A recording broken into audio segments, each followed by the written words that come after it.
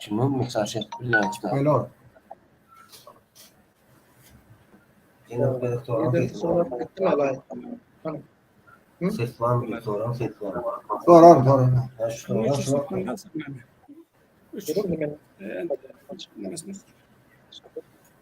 Az karşı sonra da öyle yanda kayboluk.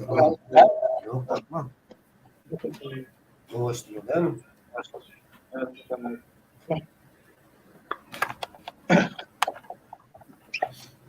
Onda programımıza icadınız olsa başlayacağız. Sesim var mı? Soran. Şöyle bir saniye başlayalım. Meşircan ben sesim var ya mı?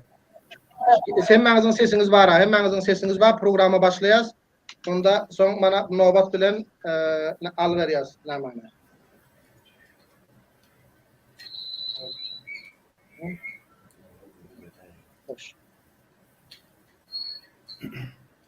Bismillahirrahmanirrahim. Mahtum golu sözle her ne bilenin özüne emlik bil aytman ölenin taraşlap şaglatgan köňle gelenin elden soňkulara ýadygar bolar. Assalamu aleykum hormatly ustadlar, ýazyjylar, şairler we ferhengiler, mehriban watandaşlar. Assalamu aleykum we rahmatullahi we berekatuh. Afganistan Türkmenlerinin şair ve yazıcısı merhum Abdülmecid İşçi'nin 21. yıl vefat dönümü yaklama programına hoş geldinizler.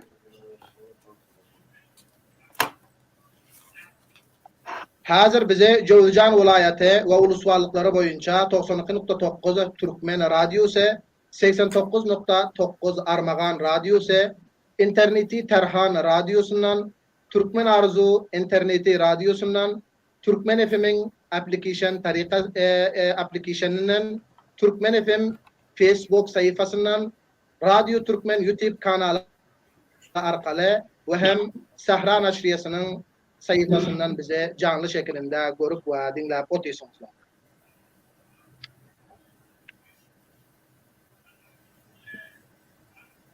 Bir milletin diri kalmağı, dil ve edebiyatının diri kalmağıdır. Türkmen halkının edebiyat ve hüner ve ferheng baylığı hem beyleki halkların edebiyat, hüner ve ferheng baylıklarından az değil. Büyük devletler olan ata-babalarımız devlet işlerinin kaptalında ilim, ferheng ve hünere öğren ehmiyet veripler. Mehriban dostlar, yazıcı yazar, okuçu öz kazavatını eder. Hazır bize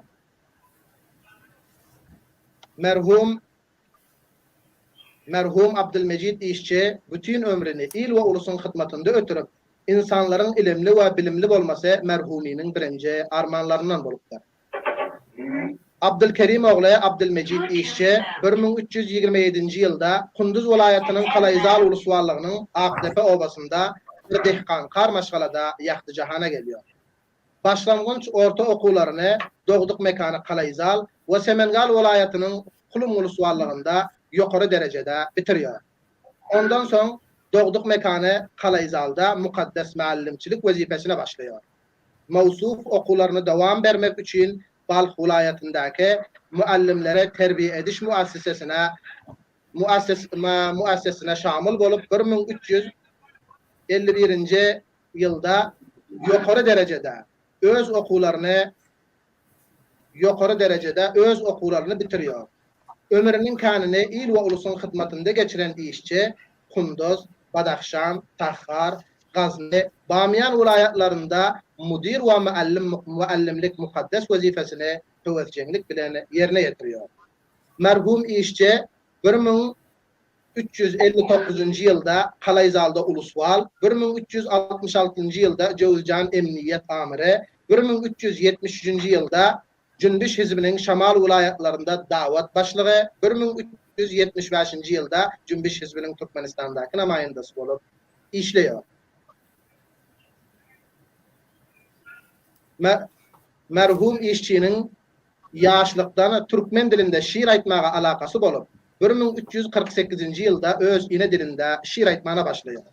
Abdülmecid İşçi'nin yazan şiir ve makalaları Türkmenistan'ın devleti gezijetlerinde, Afganistan'ın dürlü çapı rasanalarında, Yulduz, Göreş, Güneş, İl Sesi, Sahra, Vatandaran, Cevdicanan ve başka da köpken mücelle ve naşriyalarda ve İran ülkesinin dürlü naşriyalarında Farsi ve Türkmeni dillerde çap olup il ve ulusa hödürlenipdir. Tarih Salar Baba'nın 1. bölegi 1375. yılda Türkmenistan'ın Milli Enstitüsü tarafından çap olan esere işçinin toparlan işinin neticesidir.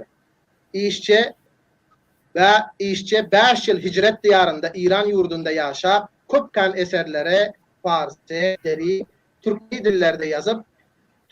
dillerde yazıptır.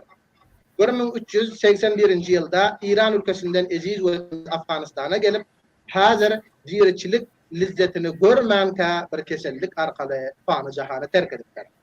Merhum işçiye Allahu Teala'dan cennetil firdevs, izinde kalanlara sabr cemil arzu ediyoruz. Hava mehriban dostlar, hürmetli vatandaşlar. Siz bize hazırda dünya boyunca Radyo Türkmen'in YouTube kanalı, Facebook sayfasından, Armagan Radyosu'nun Facebook ve YouTube sayfalarından, Tarhan ve Arzu interneti radyosundan canlı şeklinde görüp ve dinlep otuyorsunuzlar. Hazır bu sanin programımızın bu bölümünde programımızı hürmetli Armagan Radyosu'nun başlığı Muhammed Resul Sırdaş'ın Kur'an-ı Kerim'den bir neçe ayet okuyuşu bilen programımıza başlayacağız.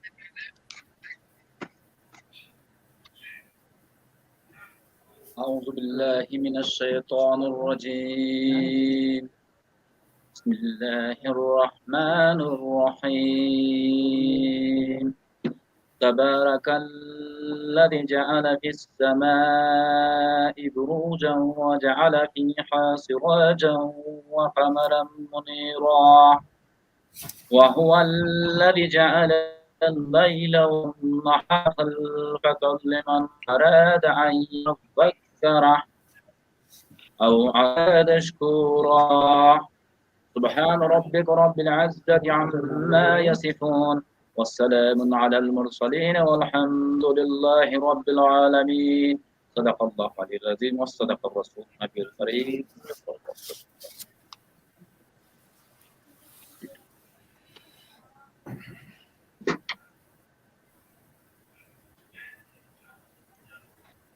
Hürmetli Muhammed Resul Sırdaş Armagan Radyosu'nun başlığından bir dünya minnettarlığımızı bildiriyoruz. Hazır basanim hürmetli Türkmen Radyosu'nu, Armagan Radyosu'nu eşitleyen dostlarımızdan kayışt ediyoruz ki bizim sesimizi 92.9, 89.9 FM'den Cevdican vilayeti boyunca canlı şekilde eşitip otuyorsunuz. Hazır basanim gepleşigimizin açılış programını hürmetli Abdurrahim Oraz, Bangladesh'in önkü safiri ve Afganistan Türkmenlerinin şair ve yazıcısından kayışt ediyoruz. Programımızı açıp versinler. Bismillahirrahmanirrahim. Kadirli ve mehriban dostlar, alimler, ukuyuplu ve zehinli yiğitler, hemmelerinize tüy süregimden salamlar, saygılarımı, sevgilerimi gönderiyorum. Bugün bu görünüşlü bernama bile Türkmenin bir edermen oğlu merhum Abdülmecid işçi doğanımızı yadlıyoruz. Ruhu şad ve hatırası hemişelik olsun. Merhum Mecid işçini yadlamak, vatanperestlik, layıklık, hak hizmet, fedakarlık, sadakat, insan soyarlık, millet soyarlık ve tamasız hizmet edişliği yadlamaktır. Merhum Abdülmecid işçi, iyiliğin vakti için görüş, yadavsız iş, adalet, denklik ve doğanlık için yaşamak ve mübarizanın ülgüsüdür. İşçi, az mümkünçilik bile köp hizmet ve işin namunesidir. Merhum işçi bile menin uzaktan tanışlığım 1350. yıllarda başladı. Ve 1360-njy ýyllarda bolsa olaydan dostluk we bir-birige ýardamçylyklarymız boldy. Joljan vilayatynda men wali ýardamjysy we merhum işçi o vilayatyň emniyet amiri we soňlarda emniye komandanynyň ýardamjysy bolup işlän wagtymyz günde günaşa maslahatlaşyp, ýardamlaşyp işlerdik. Eger wagt tapsak kapilla bilen naharda yerdik. Bir näçe safarda hem safar bolupdyk. Merhum Mejit işçiniň öý goşunyň ýarysy kitapdy. Onuň ayrılmaz ýoldaşy kitapdy. Ama zamana we durmuş onu kitaplarından hem ayırdy. Ve o muhaciret etmege mecbur boldy. Ýöne muhaciratda hem kitapsız kalmadı ve şiir yazdı, döretdi. Döredicilik hem onun bir hemişelik yoldaşı oldu. Şöyle hem birkan eserler ölmez gitmez adı koyup gitti. Bu mehreban dostlar, Mejit işçi barada makalalar, kitaplar yazmak mümkün. Ve bugün hem dostlarımız teyyarlan makalalarını bize eştirirler. Men vaqtdan peýdalanıp böyle bernamaların ähmiýeti barada hem kelam ağız söz faydasın geliyor. Bizim geçen 50 yılda baştan geçiren ýagdaýlarymız bizim nesillerimizi birbirinden bigana etti. Täze nesil özünden bir öňki nesili tanyn yok. Bu özünden ön geçen neslin eden işler ve baştan geçiren durmuşları barada malumatları yok. Bu kemçileri ýogaltmak üçin en täsirli işlerden biri hem köýle bernamaları düzüp ve gepleşip eşittirmektir. Allah Teala bunu da okuyupli, başarcan, zehinli yiğitlerimize kuvat versin. Ta böyle bernamaları teyyarlap hödür etseler. Elbette bu orada yeke merhum bolan dostlar değil. Belki şüphille yaşap yören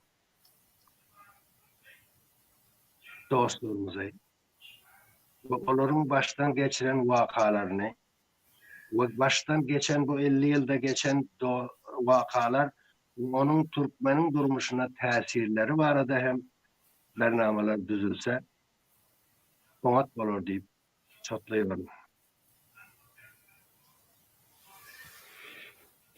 Bu tekniğin bilen sözlerimi merhum dostumuz, doğanımız Mejit işçinin ruhunu şad isler, onun hatırasını hemişelik arzu edip ve sizler, ustadlar, dostlar, yaşlar, yigitler, temmelerinize, işlerinizde üstünlük, can sağlık ve etkilerinize Allah Teala sizleri getirmeyi arzu edip sizler bilen şüphelerlikçe sağollaşıyorum. Sağ olun, aman olun.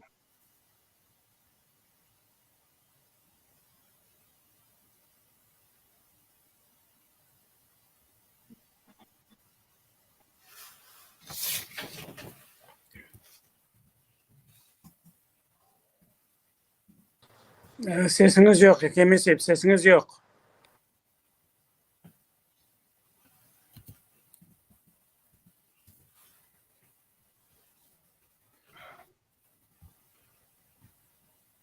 Hakemi sahip doğrudan sesiniz yok. Burada Estafir sahip alımana sözlerinden bir dünya minnettarçılık bildirýäs. Programımızı açıp verenleri üçün Tanrı ýaltasyn. Hazır bolsanym programımızın bu bölümünde Semengan kantonunyň öňki reisi hormatly Ustad Muhammed Nazary jinaplaryndan işletýäs. Programımızda teýarlanan makalasyny biz we sizlere ödürleseler. Hormatly Ustad Muhammed Nazary jinaplaryndan faýyş etýäs ki söz ýörüşsinler. Hormatly ustad. Sağ olun. Bismillahirrahmanirrahim. Hormatly ýaşullar, alimler, mehmanlar, hanımlar, gurudaşlar we bugünkü merhum Abdülmejid İşçi'nin alamdan öteninin 21-nji ýylyna bagşlanan ýygnaga gatnaşan hazır aziz kişiler, assalamu aleykum we rahmetullahi we berekatuh. Özüme uly fakyr we büýsenç bilýärm ki, bul uly we ýerli ihtifaly ýola salan azizler meni hem sana alyp bu meclise goşulmak iftiharyny maňa bagşladylar. Mundan 21 ýyl öň zaman duşup aradaşlyk we gurungdaşlyk etýän ýaşulymyz we wetendaşymyz ýazyjy, şair, siýasatçy, büýük mertebeli nizami we türkmen bilimdany merhum Abdülmejid İşçi'nin gynansak da we hiç bir kişi yerini doldurup bilmejek şahsiýetiň aramyzdan gidenine mana 20 ýyldan aşa geçipdir. Merhumynyň ýatan ýeri ýakty bolsun, jaý cennetden bolsun, mahşer günü Hazret Muhammed sallallahu aleyhi ve sellem şefaati nesibi bolsun. Ve hazırki bu mecliste işengir gatnaşyp oturan Uyam Kamar Roya işçi ve inim Abdülkerim işçi ve başka kalanlarına sabrı cemil arzu ediyorum. Hemmeler agadırlar ve bize hem belli ve muasır tarihimiz şahitlik veriyor ki Afganistan coğrafyasında yaşayıcılarına ve ayrı böyleden ferhengi şahsiyetler yaşayışı misli merhum iştiyali, düşünceli ve bilimli kişilere ýagdaý hiç bir zamanda aňsat bolmandyr. Sebebi bolsa mümkin Afganistan coğrafyasında bul geçen näçe ýüzýyllyk taryhynda hiç bir zaman halkymyza dinçlik we ferahatlyk nesip bolmandyr. Ve halkymyz hemişelik tüýsde gynanyp ýaşapdylar we hazır hem jyda bir agyr ýagdaýda ýaşýarlar.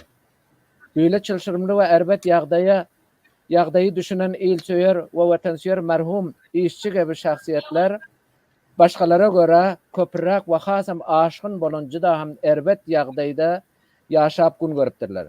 Eger de Afganistan geçmişine hazırki ýagdaýy uğurda söz yürütjek bolsak, bu gözde tutulan bernamanyň hewselesinden daşarda bir mowzu. Hem de bu bernama merhum işçi agamyzyň 21-nji ýyl wafat ýyly munasabatyna bagşlanan bir bernamadyr. Ýene bir tarapdan men üçin gözde tutulan zaman hem mümkin kıska bolsa gerek. Şonuň üçin men göne söz yürütjek mowzuma başlaýyn. Gynansak da we dogurlanyp aýtsak, biz türkmenler henize çerli merhum işçiniň şahsiýetini we aýra böyledem ol kişiniň ijadiýatyny tanymyz ýok we onuň sebäpleri maňa hem belli we hem de belli däl. Açyk amyllarynyň birisi ýokarda ýat bolan Uganistan adyny ödüne alan ýurtda ferhengiýlerin ýaşaýyş durmuşy hiç birisininki we aýra böyledem türkmenleriň ferhengiýleriniň diriçiligi guwy bolmandyr we hayat wagtlarynda degerli ijadiýatlaryna hem ähmiýet berilmendir we wafatlaryndan soň hem olary tanymana we ýa hem tanıtmaga henize çerli ragbat göremiz ýok. Belkim hazır meni dinleýän ýaşullarymyz we gençler bu söze goşulyp tasdik etseler. Şöýlelikle şu zamana çenli we hatda şol ýola goýulan majazi ihtifala çenli merhum işçi agany tanymak we ýa-da hem tanıtmak üçin hiç bir ýygnak we ýa hem konferans geçirilmedi. Amma hoşluk ýeri şundaky, mana bul gün edermen we bilermen gençlerimiz merhum işçi agamyzyň dünýäden geçeniniň 21-nji ýylyny ýatlama enwanynda bir topar orta getirip we bul günkü meclisi uly himmet bilen ýola saldylar. Meniň fikrime görä bul günkü ýygnak gelecekde merhum işçini tanymaga we hem de tanıtmaga ýol açyp we golay zamanlar içinde merhum işçini türkmen alimleri we hem de ilmi iş adamları merhuminin ilmi ve edebi ijadiýatlaryny tahqiq edip ilmi makalalar ýazsalar gerek. Ýokarda belläp geçişim ýaly merhum işçiniň ijadiýat we eserleri uğurda birme-bir her taraplayın bahs etjek bolsam, bul meclisiň ajandasyna dogry gelmezmi diýip düşünýärim. We näme üçin diýende bolsa, eserler san taýdan hem jyda köp we mowzu taýdan hem jyda hem abady giň we dürli tisliligi sebäpli meniň üçin ilmi erk we salaýatymdan daşarda bir iş diýip düşündim. We şonuň üçin hem Ceyhunnama, Mahadir guşlar, Taze bahar, güz ardulary adlı eserlerinden Mahacir Kuşlar envanlı şiir toplamını unsumu çekti.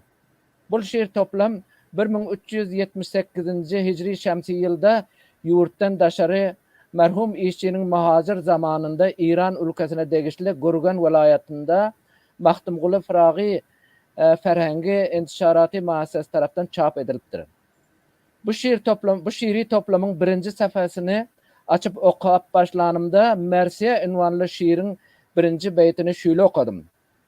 Aziz ülken her burcundan çıkar fıgan bile nala, nemli nergislerden dinman akar kanlar cala cala. Merhum işçi özü yaşan ve özüne zamandaş bolan durmuşu suratlandırıp başlıyor. Ve henize çeli devam edip geliyon çırşımlı durmuşu ve 4-10 yıllık seneden aşağı devam edip geliyon uruş zararlı vatan üstüne gelen yağdayı böyle tasvirlendiriyor ve adamların ölüm ve ahın alasını tanıtıyor. Şöylelikle Afganistan'ın ağır yağdayını ve ayrı böyle de Afganistan'ın yaşayıcılarının ornunda duran Türkmenlerin yağdayını tarihi taydan içtimai durmuşunu, ferhengi ve vatanını koy verip avara bolan kavmin yağdayını Türkmen adlı şiirinde ve ilki bilen merhum işçi Türkmenlerin tarih edebiyatını uns veriyor da onun kudamatını, baylığını böyle yazıyor. Oğuz namı Sa'd Vakkas Nesimi yüzlab bardır kasidesi Türkmenin. O adam. Koşa tarın gerşin kakar elmidam Ceyhun sazı taranası Türkmenin. Merhum işçinin bu beytleri Türkmenlerin dünyanın en kadimi yaşayıcılarından hesap bolyondığını ve tarih edebiyatının baylığını ve ferhenginin asıllığını tanıtıyor. Hem de merhum işçi kavmini dünya yaşayıcılarının arasında ayrıtınlığını ve onun hümmetini, mihmansüyörlüğünü, mertliğini hem tanıtıyor. Mihmana duz koyup güler yüz verer. Hatam-ı daidir aşhanası Türkmenin. Hem de ölüp gitse aldap namertlik etmez, hümmetlidir biçaresi Türkmenin. Merhum şair vatandaşlarının uruş zararlı mahacirata boyun bolup mecbur bolan Türkmen üçün renç tartıp ve özü ve hem de maşgalası muhacirat kıyınçılıklarını tecrübe edip ve köp kıyınçılıklara duş gelen işçi öz şiirinde açık tüyüste beyan ediyor. Ve muhacirat azabını gören şair Türkmenin envanlı şiirinde muhacirata mecbur bolan yağdayını böyle yanlandırıyor. Pakistan Arap'tır hem Avrupa'da sergerdandır avarası Türkmenin. Ve adam gurbatta kan ağlan şamu seherler akar yaşlar hikayesi Türkmenin.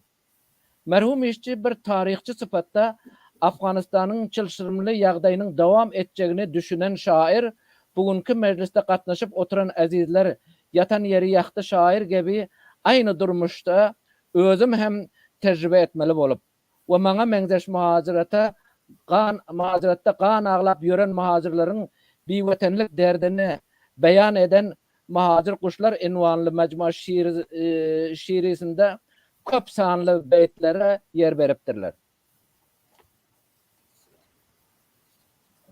Gurbatta kan ağlan şamu seherler akar yaşlar hikayesi Türkmenin. Yazıcı Mahmud Kaman yazıyor. Yadınızda basın biz adamlar hiçbir uğrah ve hedefsiz dünya indirilmedik. Şoňa göre geçmişte hem Türkmen şairleri merhum işçi Ali ve o cümleden merhum Fidai öz zamanının kıyınçılıklarını, müşkillerini ayrıtıyla Türkmenler ortasında yaşan agzalılığı şiir dilinde beyan edipdir.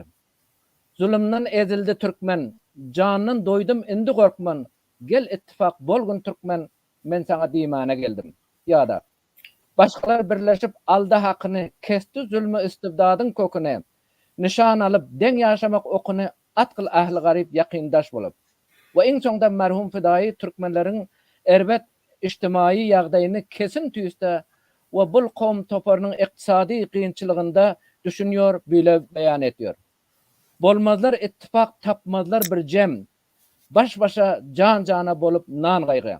Amma merhum işçi, merhum Fidai'den bir az zaman soň Türkmenlerin içtimai kıyınçılıklarını doğru tüyüste düşünen şair ve Afganistan Türkmenlerinin düşük ve hiçbir sistemde ornu we sanda bolmadygyny çukur düşünüp we türkmenleriň agzalyklarının amyllaryny, aňanyny gizlemiyor. Ve ol bul durmuş devam etse ve neticede agzalalyk türkmenlerin soňu diýip ýazýar. Türkmenler birleşigi dünya jar çekip agzalalyk intihasy türkmeniň.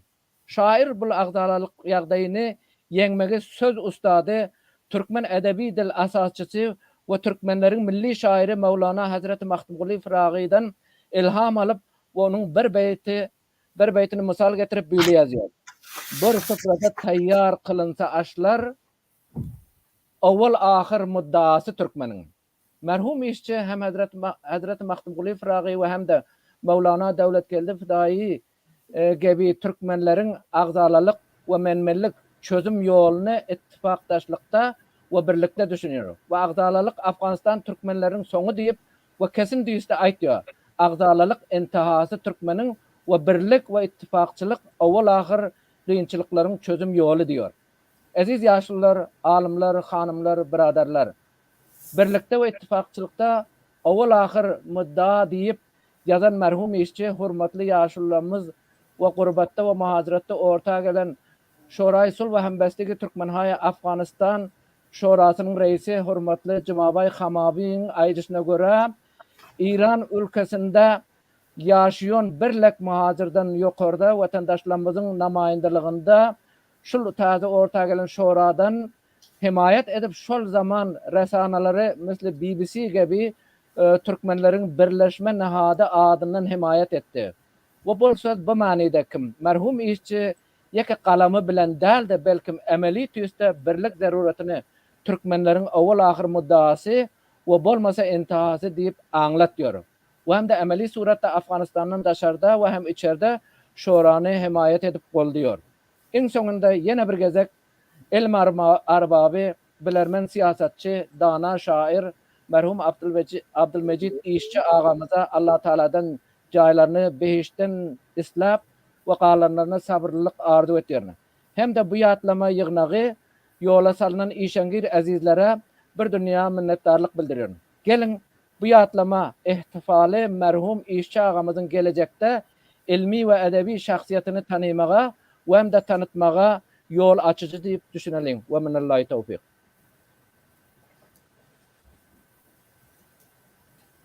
Hurmatly Ustad Ahmet Nazari'den bir dünya minnettar amana we taýýarlan makalalar üçin. Hazır bolsanym programımızın bu bölümünde hormatly Dr. Oraz Muhammed janatlarynyň haýyş etýäsýona internet kynçylyklary üçin İran ülkesinden Dr. programa katylyp bilmänoti. Umid etdim programa wasyl bolsalar dubara biz bulary programa alar. Dr. Saýp bir-iki defa koýuş etdiler programa gelseler amma internet kynçylyklary bolanlygy üçin programa katylyp ýoklar ýa hem koýuş etýär eger alıp gelecek programa bulary alyos. Ondan soň eger Dr. Saýp programa katylyp bilmeseler, izinden hormatly diplomatymız, şair we ýazyjymyz, Afganistan türkmenleriniň iftihary hormatly Abdülkerim Aydın aga söz berýär. Anyň Aydın adan dişler Abdülkerim Aydyn'ın ki bular merhum Abdülmecid işçi üçin näme aýdyp diýerler. Onda Dr. Saýp Oraz Muhammed Sar programa Linça hormatly Abdülkerim Aydın jogaplarını etýär, söhbet etsinler. Bismillahirrahmanirrahim. Hormatly ustadlar, alimler, şairler, ýazgylar, hanymlar, hemmäge assalamu aleykum we rahmetullahi we berekatuh diýen. Bugün gaty bir şatlykly bir bagtly saatly gün ekeni. Şu merhum Turan General Abdülmecid İşçi'nin 20 ýyllyk wafatyny münasibeti bilen tertip bolan ýygnakda Hudaýa şükür mana hemmäňiziň güler ýüzleňizi görüp otyrs. Munyň özü meniň üçin gaty ulakan baht, ulakan uwanç. Begen watyn şatlygyma, duanyma tygman ötýän şu wagt. Hemmäňize saglyk we salamatlyk arzu etmek bilen men merhum Abdülmecid İşçi'nin şoğuna münasebetli bir makale tertip ettim. Onun ünvanı dili ayap saklamakta şairlerin ve yazıcıların rolü ve borcu. Hormatly adamlar, dünyada her millet ve her il dili bilen tanırlar. Dili olmadık millet sanına girmeyer. Ben koşu satırlarımın birinde dil izzettir, dil mertebe, dil şandır, dil baylıktır, dil barlıktan nişandır deyip başlattım. Şunun için eğer de bir millet izzetli olmak isteyen olsa, mertebesinin ve sarpasının büyük derecelerde olmanı hallayan olsa, o şuna mağdaş millet hükmünde şanlı şevkatli yaşamak istese, ilk etmeli zadi öz canı can ine diline hormat koymalıdır. Dili mühim saymak, onu östürmek, özgürtmek, korap saklamak, o bayatmak, şu milletin ehli duygulu insanlarının payına düşer. Ayrıca bu mühim borç, şu milletin arasındaki şairlerin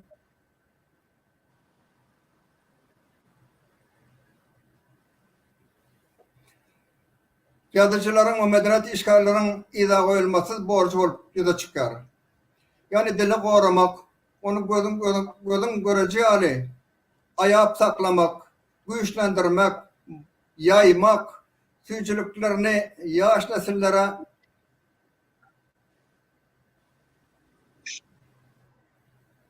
baştan bir koyganlar.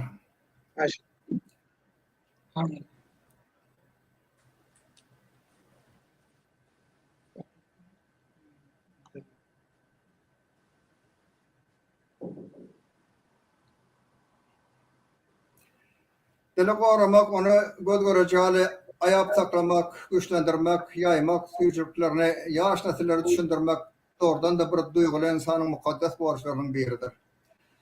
Tarihe dayanıp görenimizde her milletin arasında dili edebiyatı için giyeceğin de zahmet çekip derde dinleyen şahsiyetlerin adlarına duş geliyor. Bu hakta oylanan vaktimizde köplenç haysi dil barada, kan o haysi dil barada az zahmet çekilendiğine gözümüz yeter. Misal suratta aydıp geçenimizde Arap diline bu dilin şairleri ve yazıcıları tarafından öğrenken hizmet ediliptir.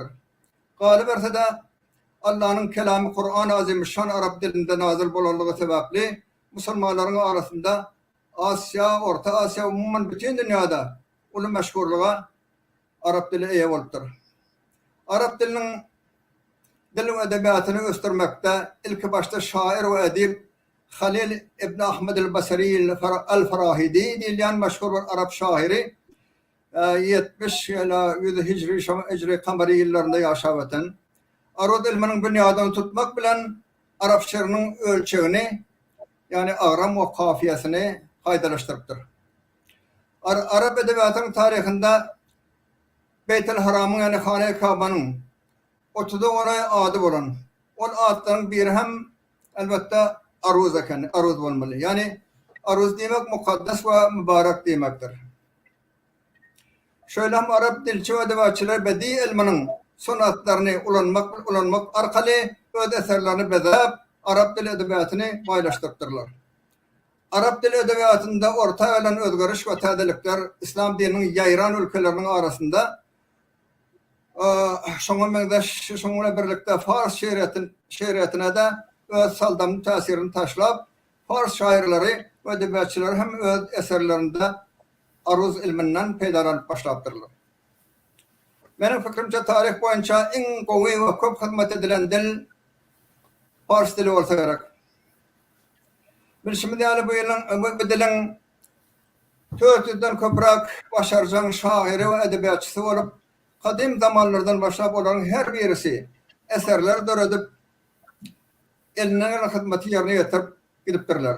Şu sebepten hem Fars dili kadim Khurasan'da, Ovaristan'da, İran'da ve bütün Türkiye dilli halkların yaşayan yerlerinde de böyleki dillere emekli tesir taşlayıp özge dillerden öktararak ösüp biliptir. Bu ýa-da asyrlar boýy biz türkmenler hem gözümüz bilen görüp, turkumuz bilen çekip gelýäris. Gynansaň biz türkmenler taryh boýunça bu hazır hem öz dilimizde gurulaman, farsça gurulan bizi gowurýarys.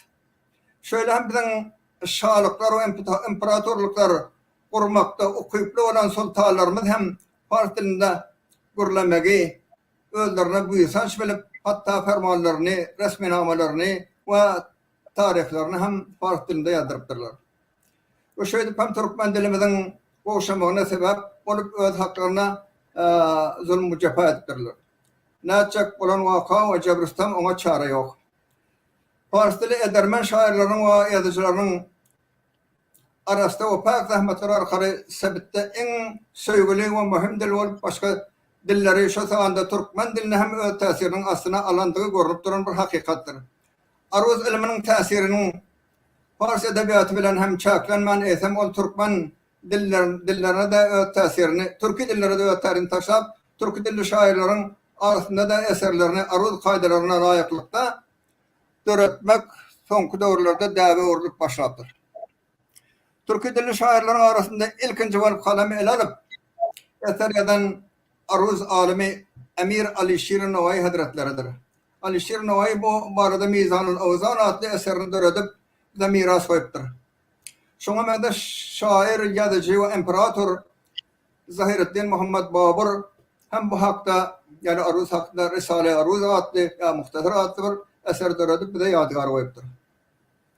Türki dilli halklaryň dil edebiýat taryhynda Türki dilli halklaryň dil edebiýat taryhynda ilkinji bolup hyzmat eden şair we namdar Sufi mujtahid Hoca Ahmed Yasavi Hazretlerining we Diwan-ul Lugat-ı Türk söz dünýäden we dereden Şeyh Mahmud Kaşgari ibn Hüseyin'in adlaryny ýagşylyk bilen ýatlamak biziň üçin uly buýsançdyr.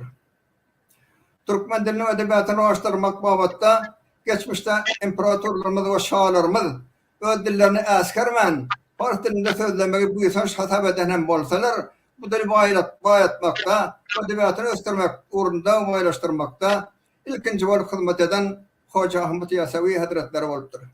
Bu beýik şahsiýet meşhur şeyh alim türkmen dilinde aruz ilminiň esaslarynda şeýer aýdyp Hoca Ahmed Yasavi hikmetleri adında diýen eseri döredip de ýadgar goýupdyr. We muňa tarih şaýatlyk edýär. Ondan soň beýik akyldarymyz Hazreti Mahtumul Efragi we beýleki klasiklerimiz dilimizi diýeriltmek, ösdürmek babatda ýatdan çykmajak hyzmatlar edipdirler. Şoňa mende soňky asyrlarda we hazyrky döwürde de türkmen diline hyzmat eden şairleri we ýazyjylary ýatlap geçmek biziň borjumyzdyr.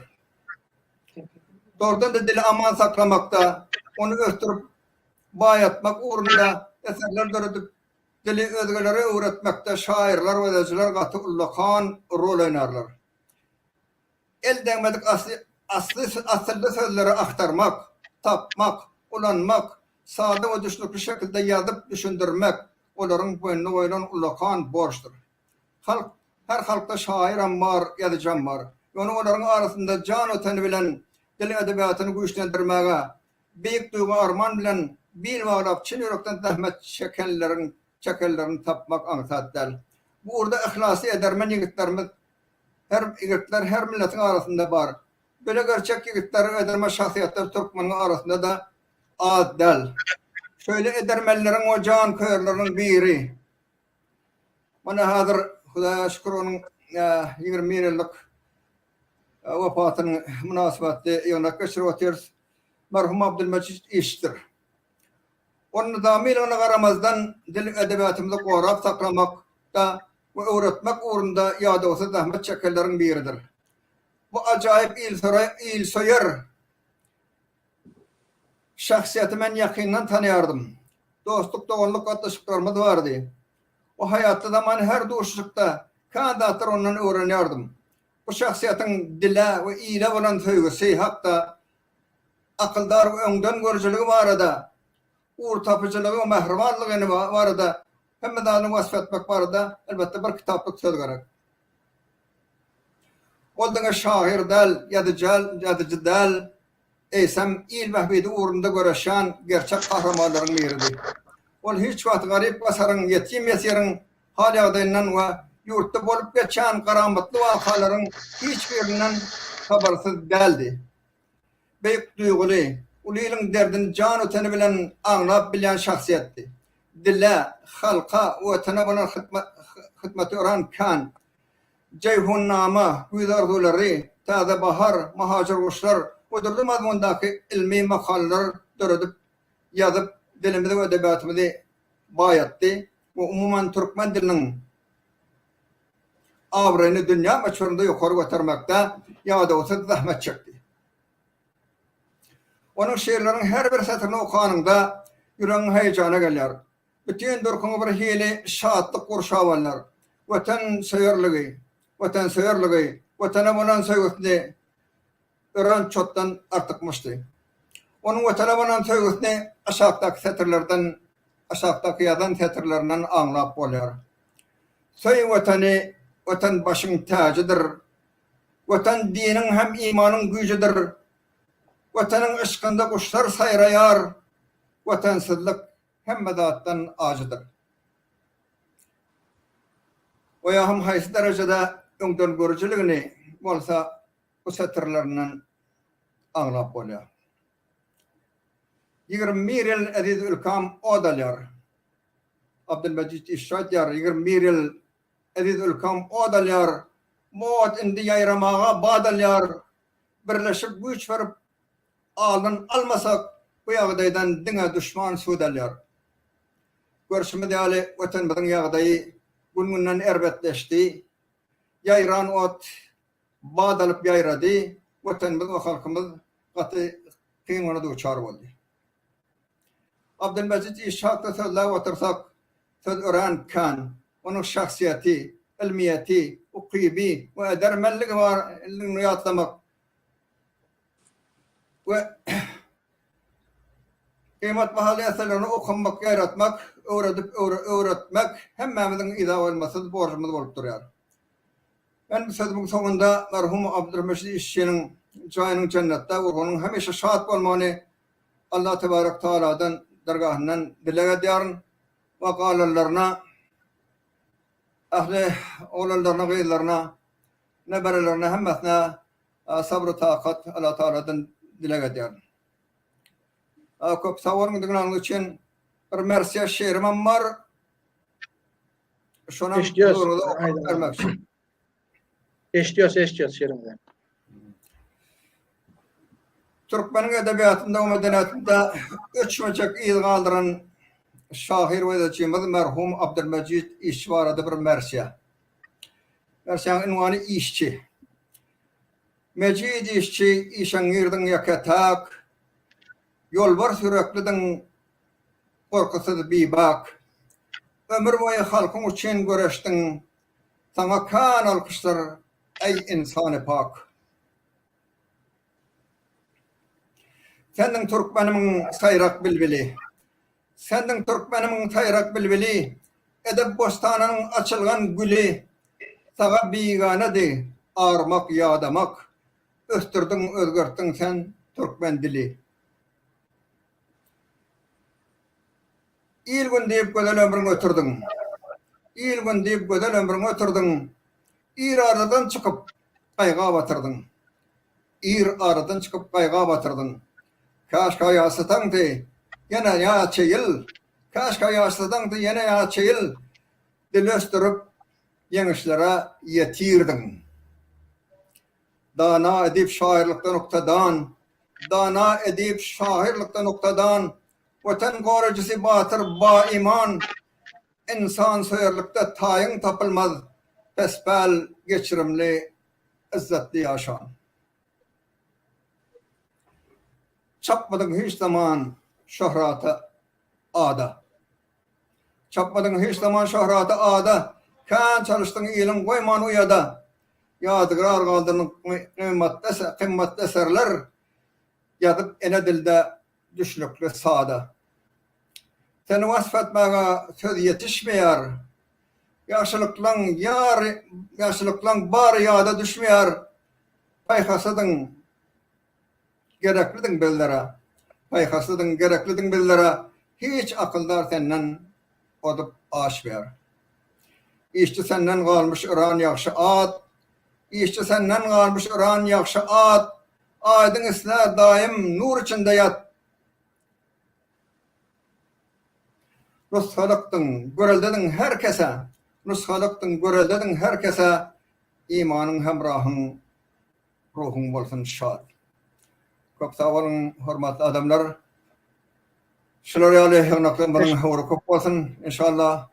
Bunu bu ýagnaklaryň Salman verilere, kuramaçı işgarlara hemmesine minnettarlyk bildiren sağ bolsun. Aýdýan canlara sağ işler rawaç bolsun.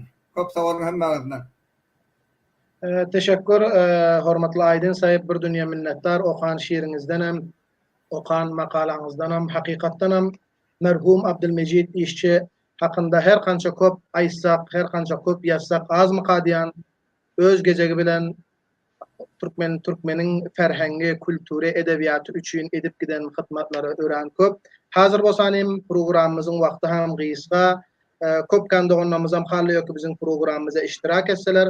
Hormatly dostlar, biziň techniki hemkarlarymyz grup arkaly Facebook we Twitter we başga ijtimai sahalar arkaly şu programmy paýlaşýarlar. Her dostumuz iki halasa programa gatylsalar, şol linki tıklap programa gatylyp we darhast suhandanlyk edip bererler. Hazır bolsanym bir tiýdat dostlarymyz iki programa request berýärler internetleriniň zaýyf boldugy üçin, hususan hem Dr. Oraz Muhammed Sarly jinaplary ki Irandan bize katılmak istediler. Gynansak da bulary programa çatyp bilmedik. Umid etýän ýene hem techniki hemkarlarymyz başga bir şekilde hem bolsa olaryň söhbetlerini we gepleşek geplerini bernamada alars. Hazır bolsanym programmamyzyň bu bölüminde gelin Türkmen halkynyň dil we edebiýatynyň ösmesini hemişe arzulap, Türkmen ýigitleriniň ýokary galmasyny hemişe destekläp ýören hormatly safirimiz Kırgızistanyň öňkü safiri, ýazyjy, hormatly Muhammed İsa Musba jinaplarynyň haýyş etýäris bu Abdülmecid işçi hakynda gysga söhbet ýörsinler. Hormatly Musba saýyp nobat sizden. Köp bilen teşekkür Janaba Muhin saýyp. Bu arada hakyň bar, senden köp bilen teşekkürlik etsem, seniň hemkary technikiňden köp bilen teşekkürlik etsem. Munhaýsy bir fert, munhaýsy bir şahrwand Afganistan, munhaýsy bir Türkmen ogly. Hemmeleringizden teşekkürlik etsem, sizler bizleriň, yani Türkmenleriň taryhda bolup geçen büyük insanlarynyň ýyl dönümlerini münasibeti bilen böyle ustadlary, böyle alimleri, şairleri, hatta international bir programlary sazmandiýa edişiňize köp bilen minnetdarlyk görkezýärin. Men Janab Safir Saýyp Orazdan, Janab Yusufow ýene hem şu tahalluslary meniň üçin hely kyn bir tahallus kör diýip Janab Ustad Muhammed Nazary, Ustad Profesör Dr. Salim Muhammed Rasyh, Aydın Saýyp, Kamarjan işçi, Abdülkerimjan işçi, Muinsi Başirjan Hakimi, Faridejan Amini, Ustad Inagiyan gördüm, Janab Ersar Saýyp gördüm, Sirdaş Saýyp gördüm. Başka dostlar ki ben görmedim, hemmelerinize öz kızgın salamlarımı ve ihtiramlarımı peş hemmelerinize takdim etýärin. Allah'dan istegim şul ki Hudaýjan näçe iller hemmeniz göreýin many Mehmet agamam görüp otyrum Mehmet agajan hemmenize salam. Görmedikligimizem salam. Men haklaýaryn özümiň bir azrak örden berden jemlen we tanış döwürlerimden bäri marhum işçi ki meni özü inim diýip hemişe nemet ýerti izzeti awre berýärdi we bilahira öýe köp gelýärdi, agam bilen köp oturýardy. Sam şairdiler. Men hem şiirlerini okuyatım, hem nasb zatlaryny hemmelerini istifadelenýärdim. Onun ýatlamasy üçin örden bölge bir nerseler jemlenimi sizleň huzurlaryňyza takdim etsem ijazanız bilen. Bismillahirrahmanirrahim. Aziz ve muhterem dostlar ve aziz ve muhterem samiler. Allah'ın en büyük nimeti ve iftiharını özüme nasip ettiğini düşünüyorum ki bu azametli ihtifalda Türkmenin adibi, şairi ve yazıcısının mavurdunda sohbet etýärin. Yatan yer ýakty bolsun, jaýlary cennetten bolsun. Aziz dostlar, mening sohbetim iki baştan ibaret bolsa gerek. Bir baxşı men nağran ol merhum bilen tanıştım ve näme işler ettik. İkinci baxşymam bir kıskaca hatıralar. Aziz dostlar, men merhum Abdülmecid İşçi bilen 1986 yıl zamanı ki men tahsilat alim halas ettim, geldim Kabul. O zamanlarda tanıştım. En birinci mülakatım ol kişi bilen fakat tarifi ve teşrifatıydı. Men şol avalin mülakatımda ol merhumini bir siyasi unsur, bir mücerreb edebi ferhangi şahsiyet ki mulabbas ve mantık siyasi ve ferhangi başlarında arasında Türkmenin bir edebi edermen mutafakkiri bildim. Tanışanımdan son hiçbir vakit ondan bir şiarı fakir puştuvani merdumi veya çistan demekligi eşitmedim. Zamanasına baka bir şahsiyeti kamilen itimat be nefs, khud aga ve khudşinas eken. Ol siyasi guftuman ve temeddünler arasında gepleşik geçirmenin Afganistan setindeki en ulu unsurlarından biri muhasebe bolyadı. Ol milli meseleleri bir adaletli şeklinde halletmek için önde duranlardan biriydi. Ol her gona tabiizi ve siyasi savatsızlıklara muhalif bir şahsiyetti. Bu o zamanlara denk geliyor ki bizim o zamanda yaşayan yaş yigitlerimiz, cavanlarımız bu hol hasadat ve zaaf mantıka düşerdiler. Ve bizim cavanlarımızın şuur baktanaki mağızlarını, yaş uğurlarını şu narsalar tashkil edendi. Bir neçesi sol, bir neçesi hem İslami hazaplarda tanzim ve bir neçe kişi o cümleden merhum Abdülmecid İşçi bilen bizim tahsil kardelerimiz bu cav fikriden kaçan nicat taparka deyip biz köbbela mücadele veriyorduk. Peşbinisi hem xeyli müşkildi. Taassup bilen aytışım gerek ki bu konu fikirler ta bugünlere hem sürüp geldiler. Onlar bir taraftan aytıyorlar ki Türkmeni edebi, ferhangi ve siyasi taydan östürelim. Yine bir taraftan görüyorsunuz ki Türkmeni bölge mantıkalara bölüyorlar. Eğer birisini ittifakan reis intikab edecek olsanız hükmani surette 5 tane mauni biri Mazar Şerif'ten, biri Şıbırgan'dan, şuna benzer biri Kunduz'dan ve Faryab-ı Hirat'tan bolmalıymış. Hatta siyasi hizblere ondan küçük gelip hem tirav tayfalara bölüyorlar. Köpcay afsus. Derdu derik bilen aytışım gerek ki bizlerin camiamızın yani Türkmenin camiasında ilim ve bilim ösmemekligi sebeple köp bir ağzalıklara düşer bolan bir millet ekenik. Menin fikrimce bunun hemmesi bir muammadır. Fakat hal edicileri muratlar ve muritlerdir. Yani biz eğer men hemişe sohbetimde aytgan narsam bir narsa ol ibaret az Türkmensin men dürüst tercüme edebilem yok. Adam tavsiye yaftagi siyasi diyen bir istilahi siyasi var.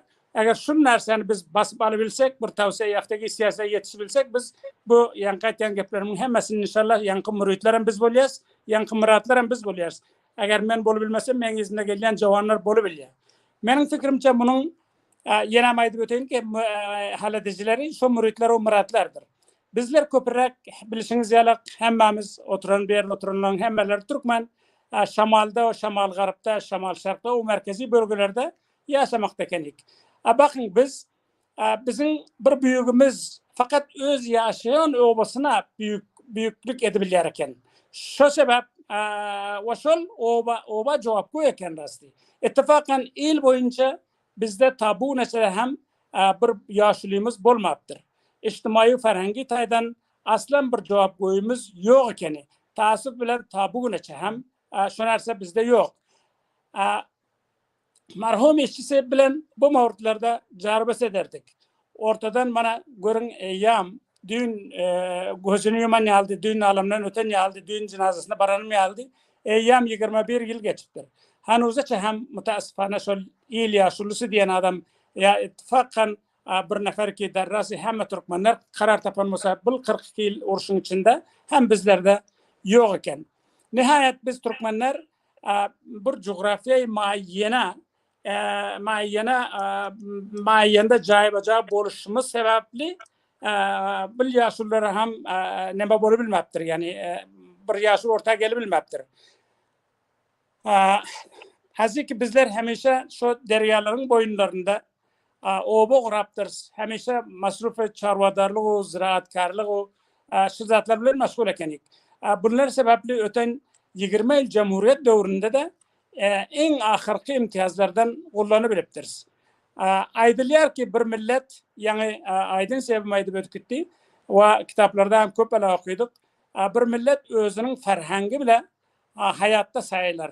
Siyasi ösme, içtimai ve ferhangi hareketlere, hükümete koşulup işlemeni yola salmak için evvel riayet-i tabiiz-i musbat, yukarı oku, ondan son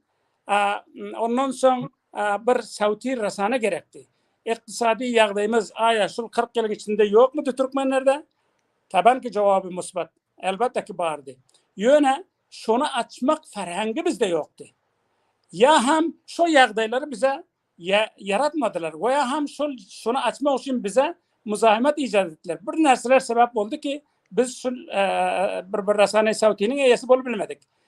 Veya hem mümkün bizim öz mesela şu arsada işleyen insanlarımızın, adamlarımızın özlerinin eşk alakası elbette yoktur.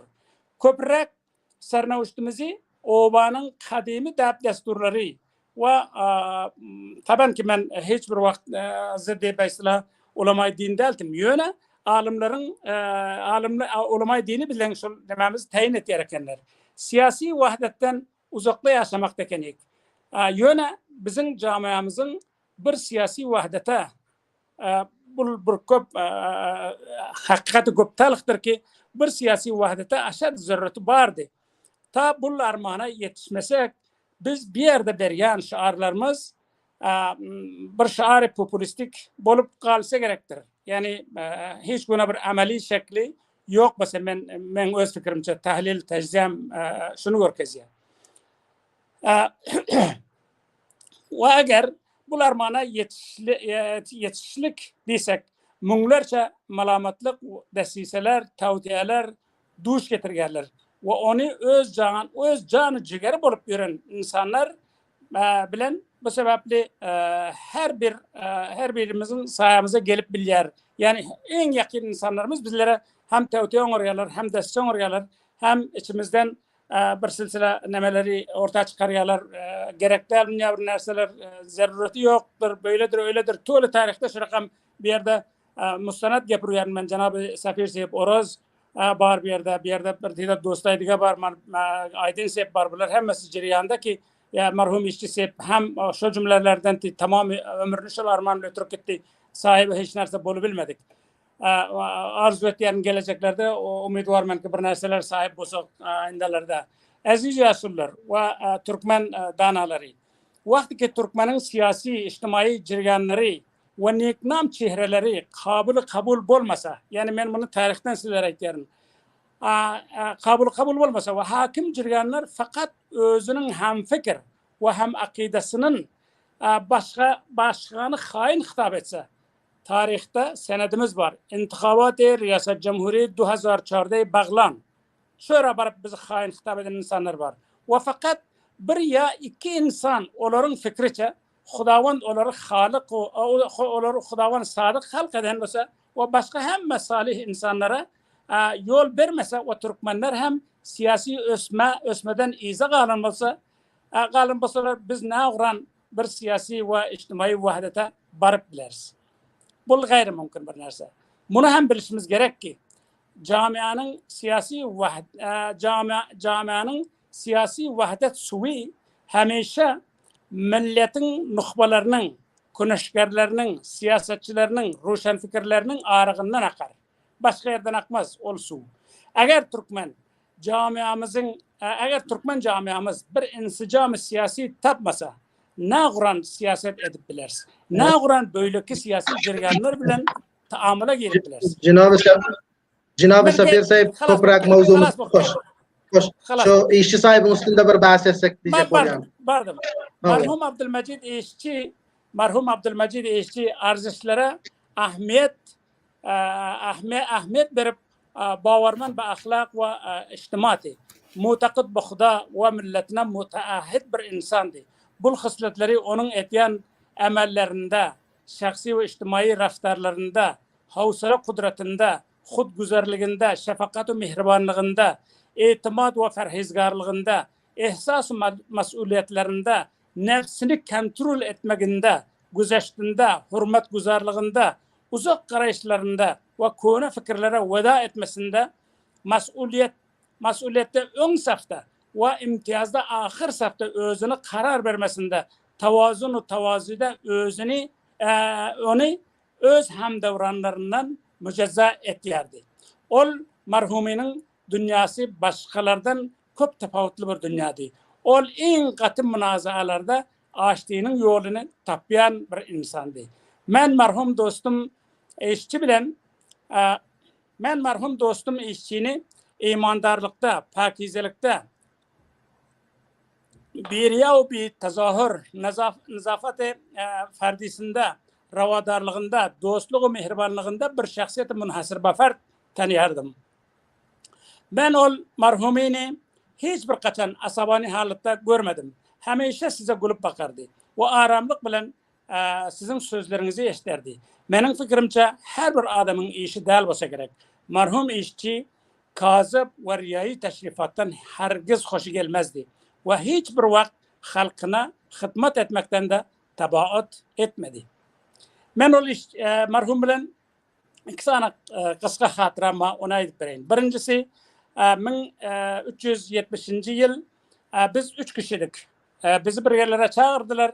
O zamanlar bir hareket siyasi taze tapılandı. Bizlere ayttılar ki sizler bu hareket siyasinin mas'ulini mülkisi olup işleyeceksinizler. Yani ben merhum Macidi İşçi ve merhum Abdülrahim Farzam'dı. Orada da tefsirasını köpele etmeyin. Hili işledik. Hili ona da gittik. Köpele işlerim bolup gitti. İkincisi 1371. yıl hemme cihadi komandanlar birleşerdi. Yöne Türkmen komandanlardan hiç kimse yoktu. Men ve merhum işçi sahip ikimiz bile bolup injiner sahip Ahmedi İşçi'nin oyuna bile bardık.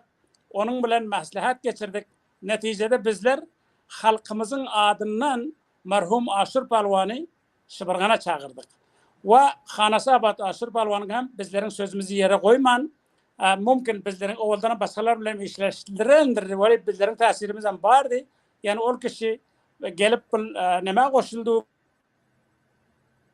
insana rangruy surxu bayslav abrumand insanlara yani bizlerde hem komandanımız var diyen gepler bilen orta girip bir silsile gepleri kaptanımızdaki insanlar bilen aydışı bildik. Teşekkür. Ben öz sözlerimi mesleki ağır düştü kimisi. Öz sözlerimi şul aytacak sözlerim şuldi. Hemmelenize teşekkürlük etiyorum. Eğer ben sözlerimin içinde hiçbir nemez zadı yoktu. Yöne bilmedim ne için içine girilip kaytarılıyordu. Tacip kaldım. Orada kaysı bir tarafa değildiğin bir gep ben geplerimin içinde taban ki tenzim eden deldim. Bazı yine hem bir var diğer hemmelerinizden köpala teşekkür baksus hamkaray tekniki ve münsip hakimiden köpala teşekkür sağ olun var olun. Teşekkür Cenab-ı Safir sahip hemme taraflayın eden sohbetlerinizden bir dünya minnettar. Vakiyanam işçi sahip bilen bir ömür devran sürensiz merhum Abdülmecid İşçi hem Türkmen halkının edebiyat, kültür, ferhengini östürmek için köpkan aladalar eden. Çünkü birazrak vaktimiz kısa olduğu için Cenab-ı Safir sahip şu 2 saatin içerisinde programı sığdırmak için istedik. O hem programda derhast ediyorsun yani sözlemek için derhast ediyorsun dostlarımızın tidadı katı köp. Onun için hem sohbet ediyorsun ustadlarımızdan, yazıcılarımızdan şunu xahiş ediyorsun ki anırsı bir 7-8 dakika içerisinde sohbetlerini bitirseler başka hem sohbet edecek dostlarımız ve abilara hem sohbet nöbetini verip geçtik. O hem şuna edesim geliyor için sohbet yaman kızı katı makul vakiyan hem aytyon gurunlarınız insanın yüreğine oturuyor. İnşallah merhum Abdülmecid işçi için yine hem iş sahip yanakma şahsiyetlerimiz için ayrı ilmi konferanslar alınır nasip olsa gelecekte onu hem nam ederiz. Fikrimce Oraz Muhammed Sarlı doktor sahip hem programa takıldılar mutasifane yine programdan gittik. Hazır Abdülkerim işçi yani merhum işçi sahibi oğlu hem programa katıldılar. Onlardan hoş geldiniz diyor. Programın bu bölümünde hormatly ustad Hudaykul İnak Jowzijan Puhantonu'nun ustadı hem de Jowzijan'daki Türkmen yigitlerinin matbuat dünyasının yol göstericisi hormatly ustadımız hemişe her halatta bizim kaptalımızda dağ yanak bolup durup şu Türkmen radyosunun öňe gidilmesi için Sahra Naşriyasının o bakışı hem şun yanak Türkmençilik işlerimizde bize yaxşı yolları görkejen ustadımız hem bizim kaptalımızda karar tapan hormatly ustad hem Abdülmecid iş bilen bir alam wagtları geçiren gelin hormatly ustad Hudaykul İnak'tan eşdeliň. Bular merhum iş sahibi hakkında namedi. Hawa ustad sizden eşdiyaz. Kul Tanrı'nın adı bilen Muhammed'in dostlarımıza Esselamu Aleyküm aytıyorum. Bu gece bana bir köp hatırları böyle bir az fırsat manada hakiki manasında bana 40 yıllık devranı ve yeni bir yola benim yardıma düşündü. Hürmetli mimarlarımız, aziz dostlarımız, şu zamanlardaki bir zayda bulup tüyüşlü öz esaslarımızı birbirimle düşündürecek olup katlaşan zamanlarımız izimize düştü. Şunu izime düşüyor. Şunu yeni nesillere bir yola islamak için, yadında düşürmek için, şöğürlerin ciryanında karar vermek için sizlere Esselamu Aleyküm aytıyorum.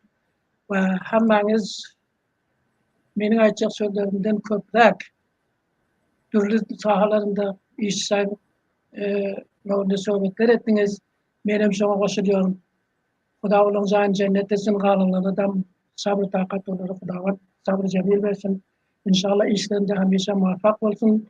Onlarca yıllarca işi ol familden yine dünya gelsin.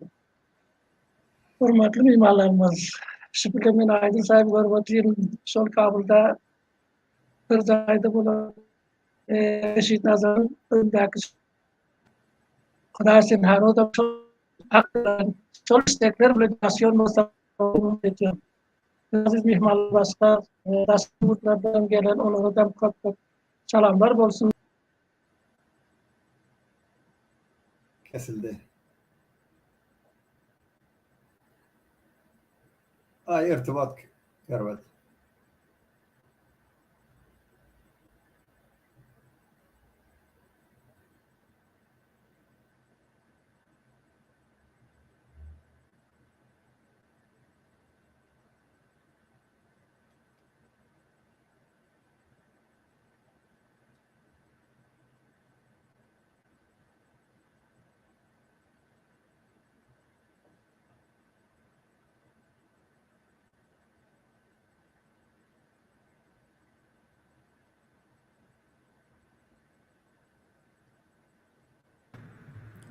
Özleri kesiladi yan diyor na hostun özü de min.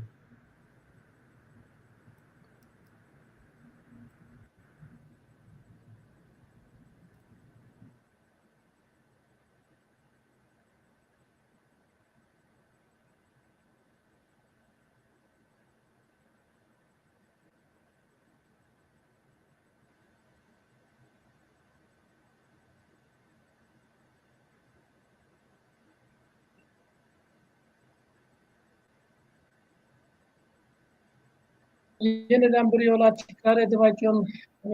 Aytacak sözlerimi hemme dostlarımız yaxşı suratda beyan etmek. Şuna Hudaýyň şol sözlere kanaat edin. Yine ben her birinizi ağ tutmam. Şu den dostlarımıza bir yola yüreğime basıp ellerinizden okşasım geliyor. Hem sizle Huda uzak ömür için familyalarınızda gülüp oynap oturmanı Huda nasip etsin. İş sahibi familyalara hamsızlarının katması hemişe güllap otursunlar. Huda için birler hem yenemler bilen şunyanak hekimi sahibinin tevasiti bilen şöyle bir mahfil yola tasladılar. Bunlara da köp minnettarlık bildiriyorum. Burasını yeniden şöyle bir münasebetler bilen bildiriş, yani birimizi bilen yakından görüp sohbet etmeyi Huda bildirim müyesser etsin. Bir narsa aytsak Amin. bolýar. İnşallah. Aydın sayıp bir narsa aytsak bolýar. Ýöneşe hemişe ölenler biz öldü. Eger ölmeden solar şonça hurmat etsek birler köp yerlere yeterdik käkdi sotluyor. Indi sonyanak dostlarımız var ki ölmeden öňümden sefir sahipsiz var. Sizlerin hem hatıralarınız birler bir özlerinizin agdyňdan eşitip. O öllerimizin diýip birlerden sizler bir kuwantyrsak dip görme gelýärdi. Şoňadan hekimi sahipden arzu ediyorum indiki gelecek programlarında sizler ýa-da ustadlarımız, şairlerimiz, yazıcılarımızı yadlap, sizlerin hatıralarını birler bilen yeniden bir yola koşup bir çayda yasal şekilde bolup bir tutup görme gelýärdi. Benim bundan izafı bada hem esaslarını size düşüntürüp bilmiyorum. Yani siz şöyle düşünün ki yüzünü gördü halini sonra diyor söyle hemişe yadımda ve daim yadımda bulun. Ve men hem sizlerin garibiniz eğer yadınızda saklasanız onu hem Başımızın tacı. ediyorum hem de hoş olun, sağ olun, aman olun. Hemişe tıkkınız söyle basın. Hormatly ustadımız Hodayqul Inak janaplarından bir dünya minnettar. Merhum işçi sahip bilen hem ustad bir dünya işlen, bir dünya bir köpkan edebi işlerin üstünde köp işlenler. Hormatly radyo eşdiýän dostlar, men şunu ýada var edesim gelýär ki bizim profesör doktor Salih Muhammed Rasih doktor sahip hem programda var. Ýöne doktor sahiba en ahirinde programımızı cemebetlik etmek için haýyş etýäs ki programın soňunda şu programımızı cemebetlik edip berseler onun için yani ahirde cemebetlik etmeli ve programda biraz garaşýarlar, mazeret dileýän doktor sahip. Hazır bolsaň programımızın bu bölümünde gelinler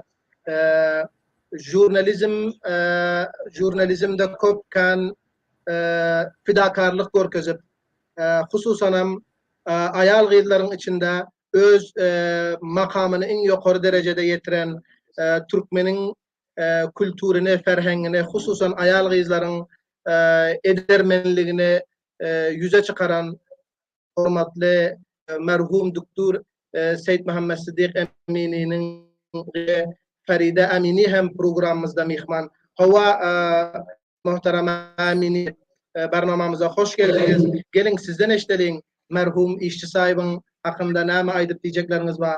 Siz hem merhum işçi sahibin gyzy bilen Kamarjan işçi bilen hem bir alam, bir dünya matbuat alamında, matbuat dünyasında işläp hyzmat edensiz. Gelin sizden eşitleyin işçi sahip hakkında näme diýersiňiz? İlki bilen kızgın salamlarımı hem ustadlarıma ve hem yaşlılara, dostlarıma, şu barnama arkalı iştirak eden dostlara ve hürmetli görücülere gönderiyen, umediten hem sağ salamat yaşap yören olsanız ve aydasım geliştaydak men qatı beğeniyen ki bu ulaqan şahsiyetlerin arasında men hem bana da vaqt berdiniz ta bir iki ağız bu haqda geplesem. Bilişiniz yani şairler ve yazıcılar öz şeirleri ve yazgıları bilen bir milletin dili, ferhengi, tarihi tarihini östürmekte qatı bir ulaqan ornu var diye düşünüyorum ve men buna inanıyorum ki onlar öz şeirleri ve yazgıları bilen gelecek nesle ve bütün millete bir ayna yalı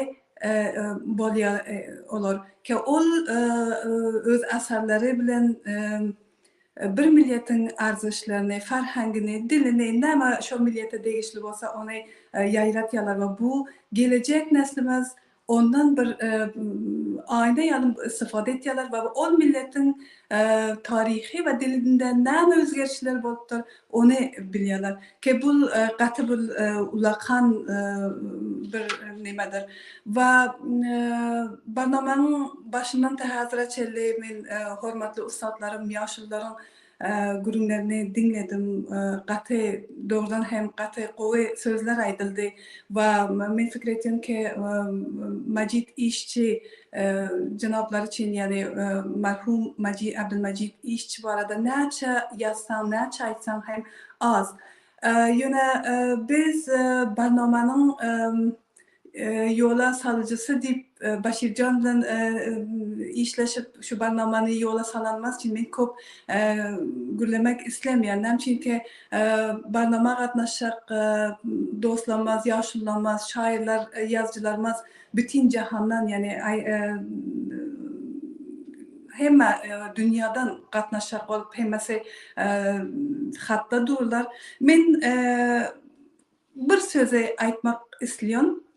Ve bu söz bu ki hürmetli ya merhum Abdülmecid İşçi'nin eserleri hakkında ki bir neçe eserleri çap olan Mahacir Kuşlar, Ceyhunnama, Taze Bahar, Güiz Arzuları ve Türkmenhay Afganistan. Ki bu yeterli değil mi? Yani 1348 yıldan beri onlar şiir aytmağa şu yıldan başlaptılar. Yani yazıları, şiirleri varmış.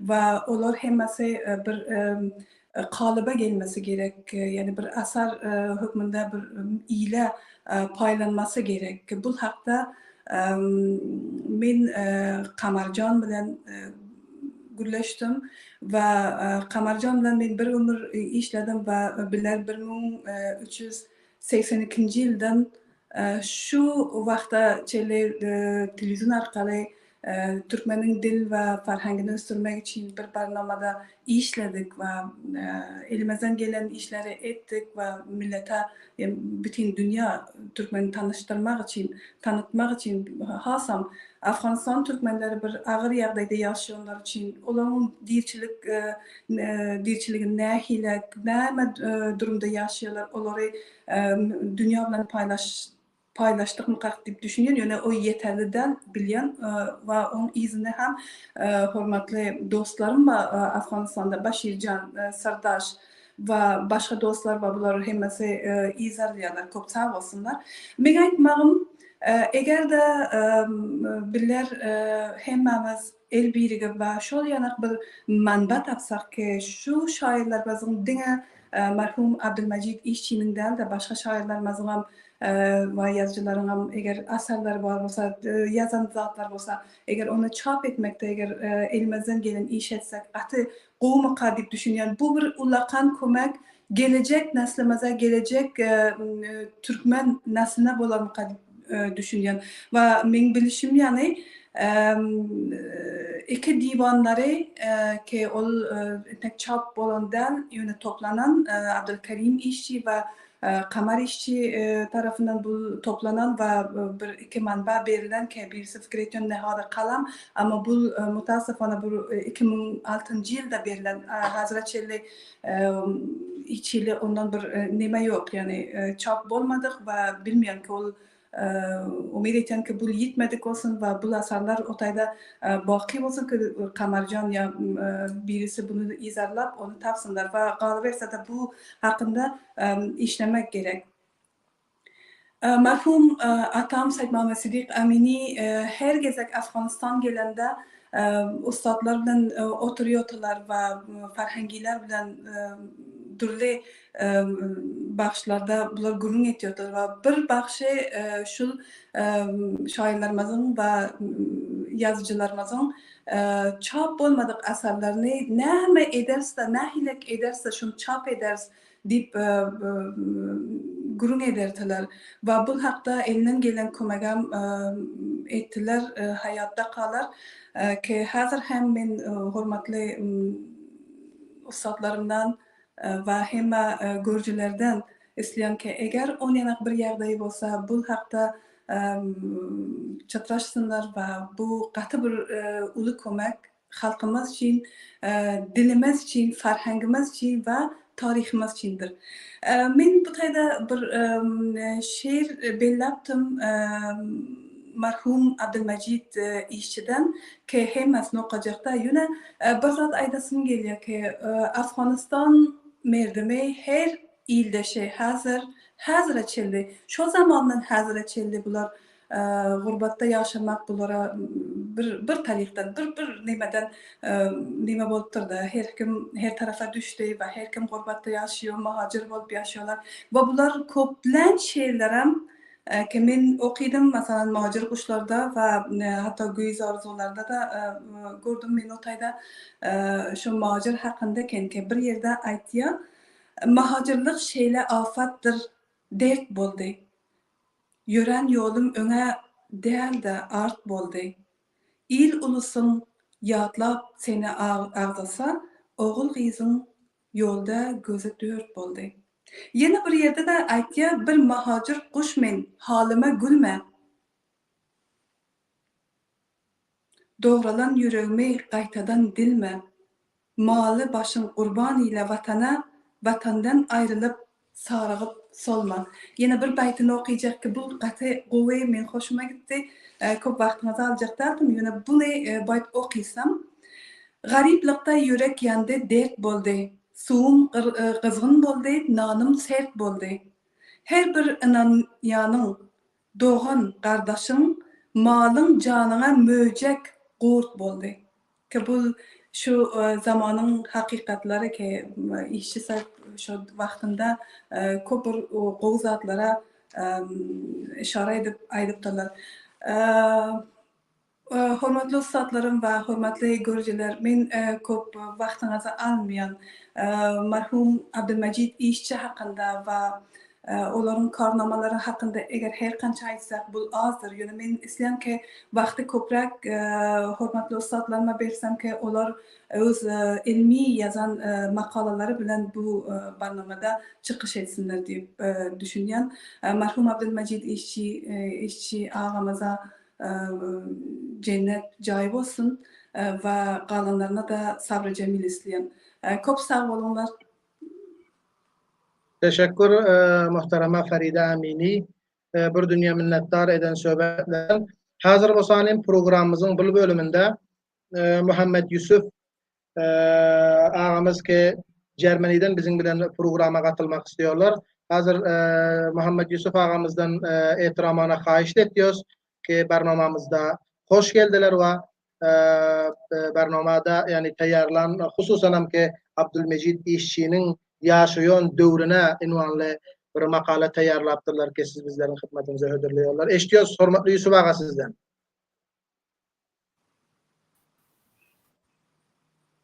Mike'inize açtınız Yusuf ağa.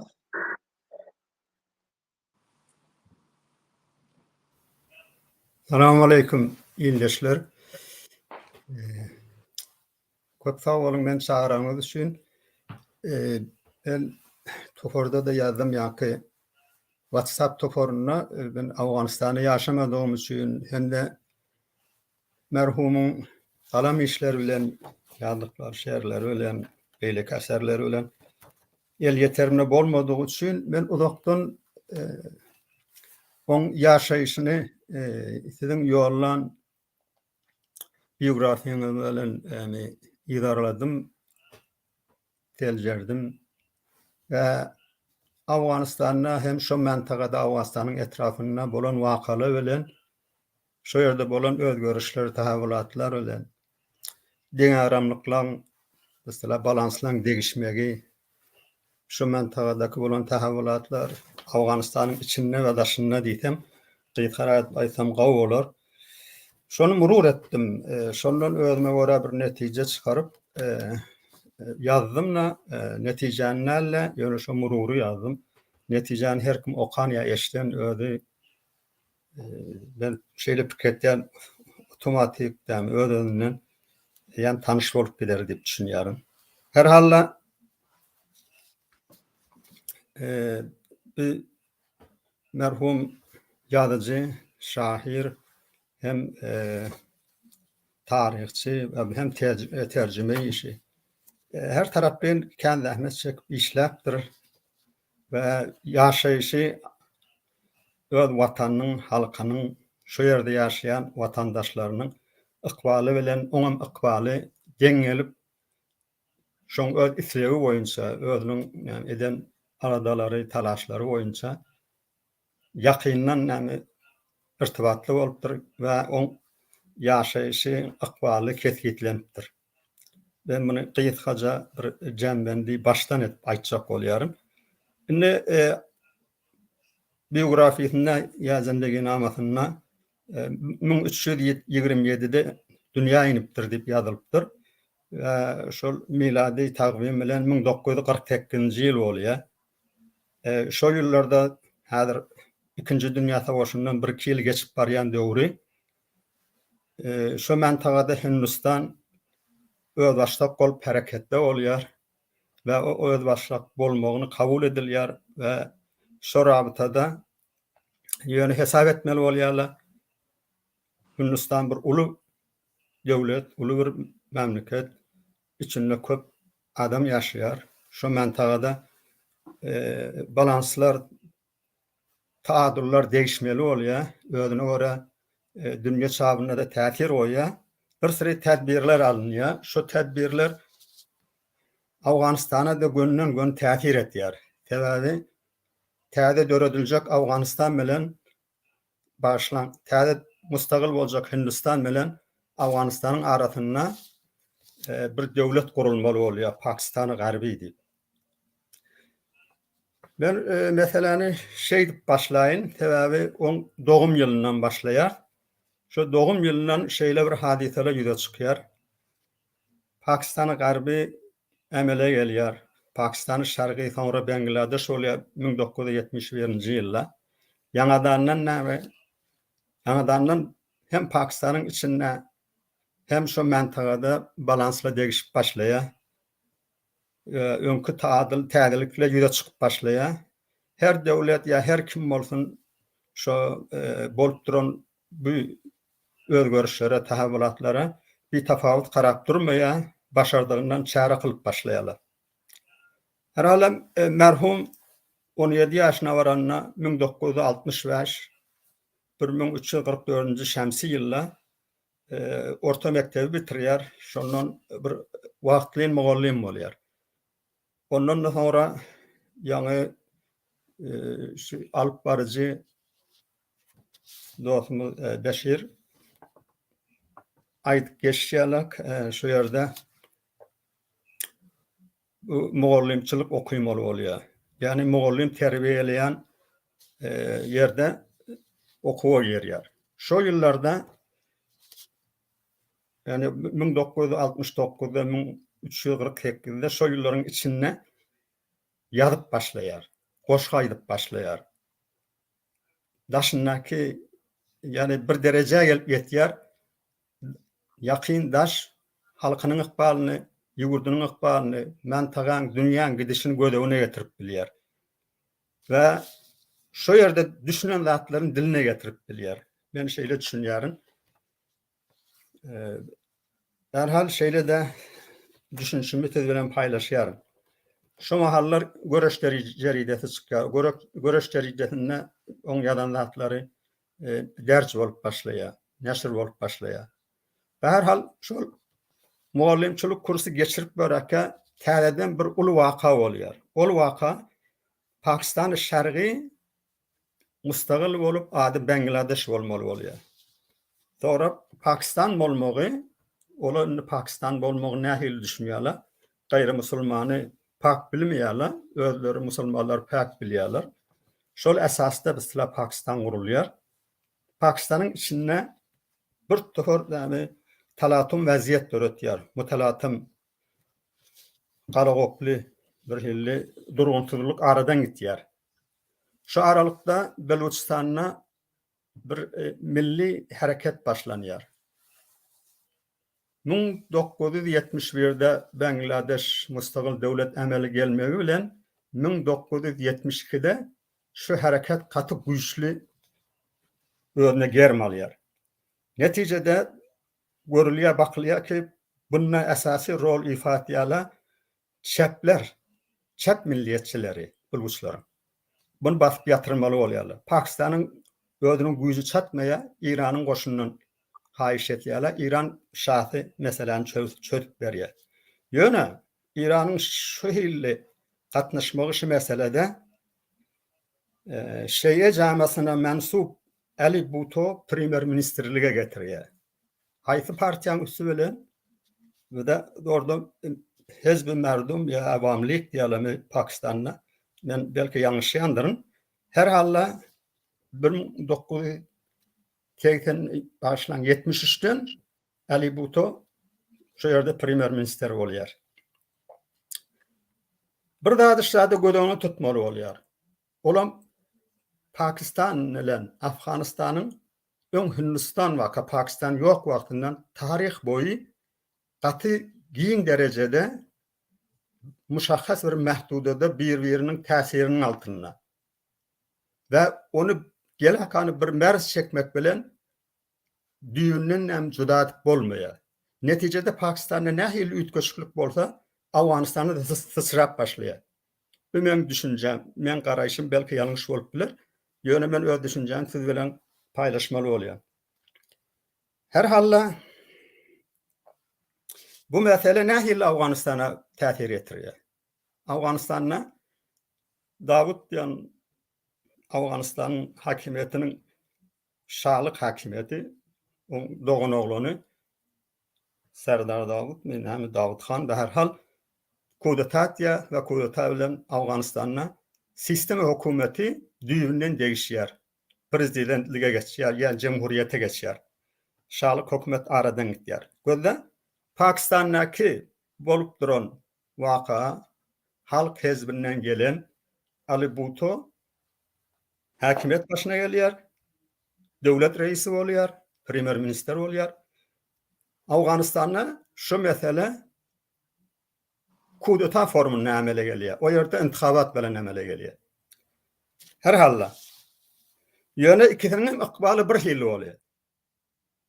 1977'de Ziyal Haq kudeta ettiler. O kudeta bilen zindana atılıyor. Afganistan'da kudeta oluyor. Ne oluyor? Davut Khan tamam hanavadetinden öldürülüyor. Ve herhal Afganistan'da düğünün yütküçlük başlıyor.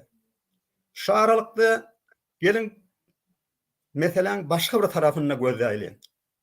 Afganistan'ın Demirgazı'nda Türkmenli yaşıyor.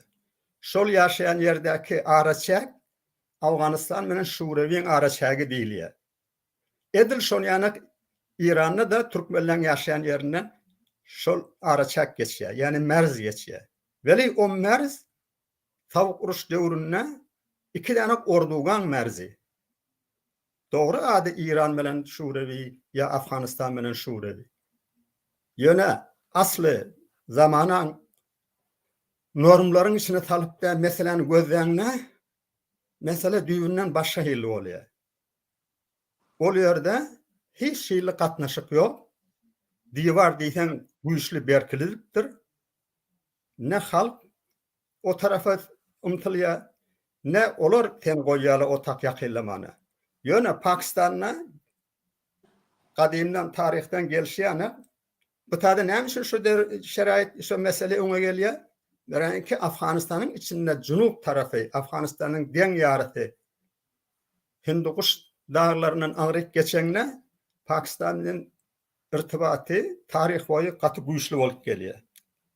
Bu tadı Afganistan'ın Demirgazı'ndaki Türkmenle şu geçmiş murur edecek olsa, mesela karacak, bakacak olsalar şu tefavutları gödevine almalı oluyorlar.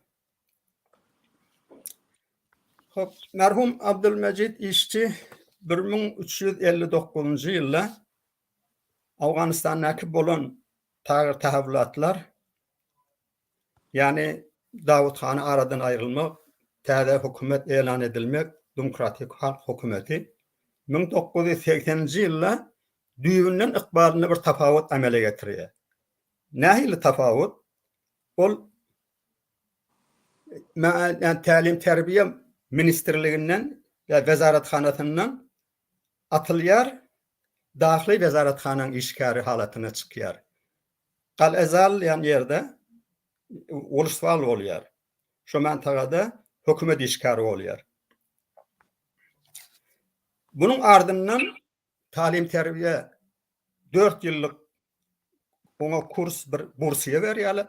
Şu bursiyeden Moğollim olup başlayan adam eline kalem alıp koşu aytgan adamı bir afser oluyor. Yani niren afseri, nämen afseri bir polis teşkilatının.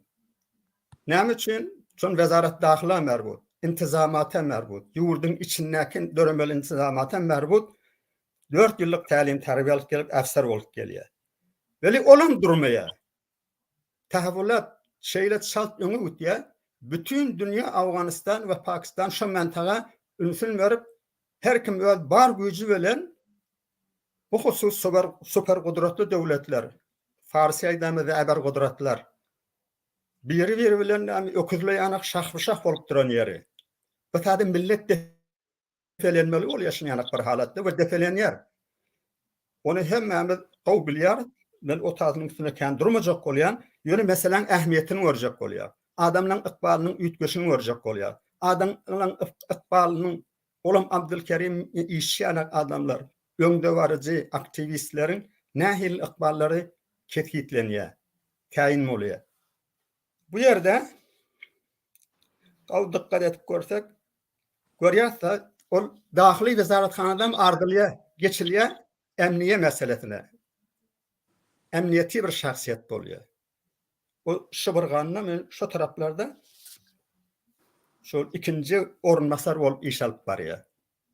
Ýa-ni başta Abdulrahim Orazdyr diýip ýadyma düşýär. Dogry aýtýan bolan belki. Jynap aýtdy, şonu täkid etdi, bilelikde iş alyp barýardyk, şu ýerde bilip bolduk diýdi. Hatırlady, ýatlady. Ve diýjek bolýanym bu taýda men üstüne durjak bolýan adam adamlaryň ykbaly, watany, halky, ýaşaýan insanlaryň durumy hemmetine nädär özüni şola bilen baglap bilse şoňa görä de şo wefadarlygyna görä de onam ykbaly degişip başlaýar, üýtgäp başlaýar. We soňy nirelere baryp çatýar hemmende roşan. Ýöne men ýanky murur etmem dewam berdireýin.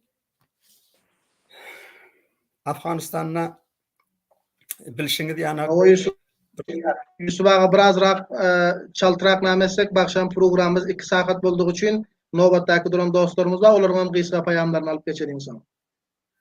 Köp ýaşy ona meştady bitiräýin. Köp sag bolun.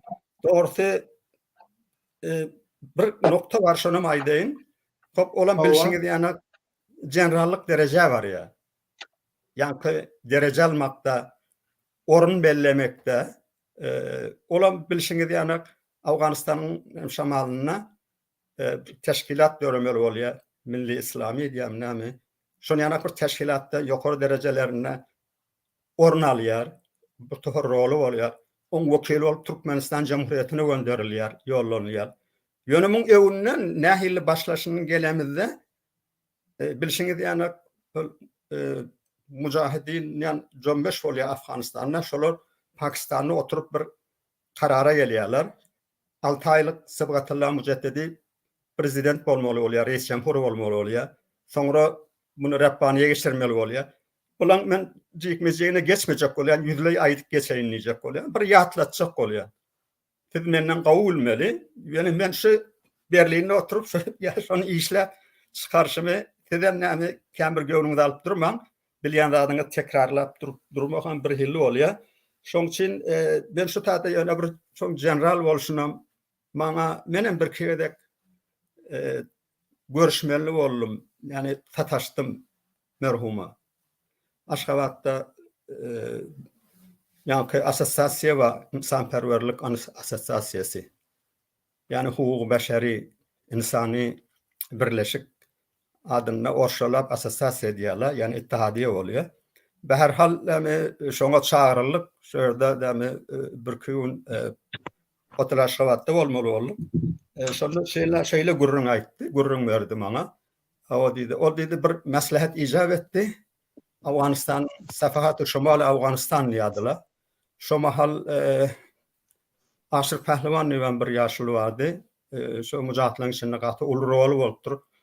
Türkmenler arasında gaty güýçli ornu bar eken. Her halla olardan bir de hat ýazyp berdiler. Biz o hatlary bärik dada getirdik, Germaniýa getirdik, Almana. Her halla Şol ýanyk bir beňem sataşdym. Şol maňa da şol ýanyk gurrun berdi. Şol netijesinde birden neydi? Men de general boldum dedi. Her halla men öz kämri halat duran adam nälet. Men näme türkmen tarihi, edebiýaty, dili öz halkymyň şu jemelerden neydi? İşlemege, ilmi işläpde menem öz aklym beýlekle bilen aklyma gelenler paýlaşmaga gowurýan neydi. Bir her halla menem näme şeýle film gutarjak bolýaryn. Ve aýtmalar aýtdym diýip düşünýäryn.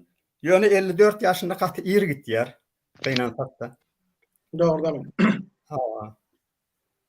Näme de bolsa başyna gelen yani ykbalyny kesgitleýän güýçler bolup duran hadise türkmen edebi diline pedide bolýar. Her halla bilen näme her hadisen her pediden özüne göre illetmäli bolýar. Bolup duran gidip duran näme rewendin ya prusan bir mekanizm bolýar. Hem bular çykaryp üstüne gazabat etmeli bolýar. Köp sag bolun men dinleýäniňiz üçin. Baryňyza jan sağlyk dilýärim. Muhammed Yusuf ağa köpden köp sağ bolun. Taňry ýalkasyn eden söhbetleriňizden bir dünýä minnetdar.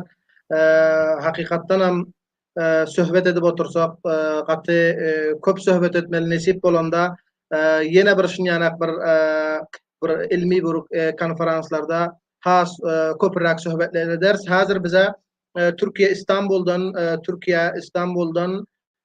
Türkmen Wakfyndan hem ýaşullarymız gatyljak bolýarlar. Mömin Feragat agadan programımıza gelen hem de Kamar Ruya işçi hem işçi sahibiň merhum işçi sahibiň gyzlary hem programda ba we Kerim işçi hem programda ba. Hazır şun hormatly dostlar sizlerden haýyş etýän şun programyň wagty gaty gysy gutarıp gelýär. Dostlarymyzyň gysga paýamlaryny alalyň. Hazır bolsanym hormatly yigidimiz diplomat, yigidimiz hemişe yigitlerimiziň ülgüsü bolup Türkmen halkyna hyzmat edip gelip ýören ýazyjy yigidimiz hormatly Abdulla Arsary hem Parisden bize gatylyp oturýarlar. Hawa Arsary sahyp programymyza hoş geldiňiz. Geliň sizden dinläliňizde. Bismillahirrahmanirrahim. Hormatly danışmentlerimiz, alımlarımız, ýaşullarymız, ayal dogullarymız, jawanlarymız, umuman hemme halkymyza assalamu aleykum we rahmetullahi we berekatuh. Birinciden Allah Taalanyň dergahyndan merhum işçe jaýynyň cennet bolmaklygyny dileýän. İkinciden hem onun hanawadasyna, familine galy berse umum Türkmen halkymyza tesliyetimi arz etýän we aynı şekilde bugünkü programı yani 21-nji iş sebäbi wafat ýyl dönümini tenzimlän bulurda zahmet çeken dogullarymızdan hasaten Jaran Muin sepsizden we başga ferhengi dostlarymızdan izhary sipas bildiresim gelýär. Köp teşekkür, minnetdar. Men köp gepleşek gal diňe iki başda gepleşek. Bir awalky başy şulki Janaby işçilerin umumda Türkmen halkynyň ferhengini östürmek halkda, Türkmen halkyny Awganistanyň başga halklaryna, galy berse dünýä halklaryna tanıtmak barada eden faaliýetlerini biraz gysga şeklinde aýdasym gelýär. Onuň bir güz arzulary diýen kitabyndan bir gysgaja şeýerini hem bir ýerde getirdim. Ýa Ustad Nazary hem ýatlap ötdiler ki Türkmen barada kança zahmet tartanlaryny. O ýerde aýtýar ki gelinler Türkmeniň saçagy bütün, dostuna güler ýüz, gojagy bütün, gojagyna saçagyna bereket beren babasyndan galan ojagy bütün. Muny böldüp aýtjak bolýan ki umuman şu 40 ýa 50 ýylyň içinde yani 2002'den öň edilen zahmetler, edilen Türkmen halkynyň ferhengi uruda, dili uruda her bir ustadymyz, danışmendimiz, alymymyzyň netijesinde bilişiňiz yani 1382-nji ýylynda Kanun Asasy Afganistan tesbip boldy. We bu Kanun Asasyda hoşbahtana iki ýerde kelime-i Türkmen zikri boldy. Bul şu şahsiýetlerimiziň faaliyetlerinin neticesinde ve bunu bizler bayat hemişen zihnimizde saklap şol faaliyetlerde idame vermeli. Madde 4 Kanun Esası Afganistan koyarda aytıyor ki millet Afganistan müteşekkil az akvam-ı Paştun, Tacik, Hazara, Uzbek, Türkmen dip tanak diyor ki biz 5. kavim bolup orada tanınıyoruz. Bunun özü bir vasiqe milli de gelmekliğinin ödü bir ulu bir bizler üçün fahr ve iftiharti ve bu fahrın iyesi hem bizlerin geçmişteki ve hadirki danışmentlerimiz, ustadlarımız ki ferhang uğrunda işlek geliyorlar. İkinci maddesi madde 16. madde. O yerde müstakim aytıyor ki zabanhay milli, Paştu, Deri, Uzbeki, Türkmeni dip fanak diyor. Yani bizlerin dilimiz hem resmi Afganistan'ın dili şol koprak yaşayan yerlerde dilimiz bolup resmi dilimiz bolup devam ediliyor. Aynı şekilde matbuatta, risanalarda ve guruhi risanalarda şu raiş dillerin hemmesinde şu risanalarında aydıp ve yazmak azatlığı hem Kanun Esası 16. maddede beriyor ki şu asasdan menin fikrimce Cevzcan Puantun'un Türkmen dil ve edebiyat departmanının hem kurşalılmağı ve bunun emelek aşırılmağı hem şunun neticesinde oluyor ki Cenab-ı Ustad Nazari Fikretiyon bir 37 neferlik listi arada bir grupa koyuptular ki onda bizlerin yaş yigitlerimizin bu departmandan farık olup bu departmandan farık olandan soň Türkiýede başga yerlerde masterlik okap özleriniň dilini we ferhengini göstermek üçin talaş edenliklerini bir ýerde aýdyp getmek istiyor ki bul hem şol öňki ferhengi we ferhengsewer dogallarymyzyň eden işleri Kanun Esasyda derj edenler ondan soň Wezaret Tähsilat Alyda o bilahara Puantuny Jawzjanda bunun amala aşyrmaklarynyň netijesi diýip düşünýär. Bu birinji bagşym. İkinji bagşym bunu hem aytmak istiyorum ki Cenab-ı İshep şeirlerinde koprak oğlanlarına, kızlarına sizler tahsil edin deyip, ilm alın deyip koprak teşvik ediyor. Benim fikrimçe dine bu kitabında kız oğlanlarında da umuman Türkmen halkının kızlarına, evlatlarına ve gelecek nesillerimizin ilimli, bilimli olmak için takit koprak etti mi ki deyip düşünüyor ve o kitabından hem şöyle berdaşt ediyor. Hatta öz oğlu olan Ercümendiyesi Kerime koşup bir şeir aydan men berdaş onu hem yaddaşt aldım. Kerim oğlum oku bilen bolgunun erkin yaşap şatlıklarda gulgunun ya öz kızına koşup aytıyor ki oku okar kızım geleceği üçün ilim bilim deyip özünü yakandır. Şöyle bir şeirler bilen matratiye umumda aytacak bolşum şul ki işçi saybın çon yani agay Kur'an matrah etdiler ki olar nahilek talim terbiyani öňe alyp gidip muallim bolup terbiyet muallimi okap ve hatta şol biyografiýasyny wagtky okap goýsak mudir umumi talim terbiye yani reis marif hem Takharda hem Bamyanda bolanlar hem iptidadan muallim ustad we terbiye muallimde işlerler Wezaret Marif bilen hemişen ilgileri bar ekeni. Yani şu zamanlarda fikredin ki onun devrelerinde bizlerin Türkmen halkımız oku bilen azrak irtibatı bardı ve maksanam kız dogallarımızı azrak bu bahse matrah ediyorlar. O bir yerde işsep koprak bizlerin kız dogallarımızın okuymasını hem öz kızlarını teşvik edip aynı şekilde onun üstünden başka kız dogallarımıza teşvik ettiler. Ben bir yerde halliyon ki çün 20 yılın içinde bizlerin Türkmenlerimiz umuman Türkmenleşen mantıkalarda bir alakamentlik tahsil üçün tapıldı. Bizlerin oğullarımız, kızlarımız hemmesi okuwa gittiler. Wali mutasifana hazırki şaraitde biraz kıyınçılık tapıldı. Men şu tribundan umid ediyorum ki hazırki de facto hakimiyet bu kızların okuyması barada terkrak bir netice yetip bakayır inşallah bunu hem yolunu açar mı deyip düşünüyorum.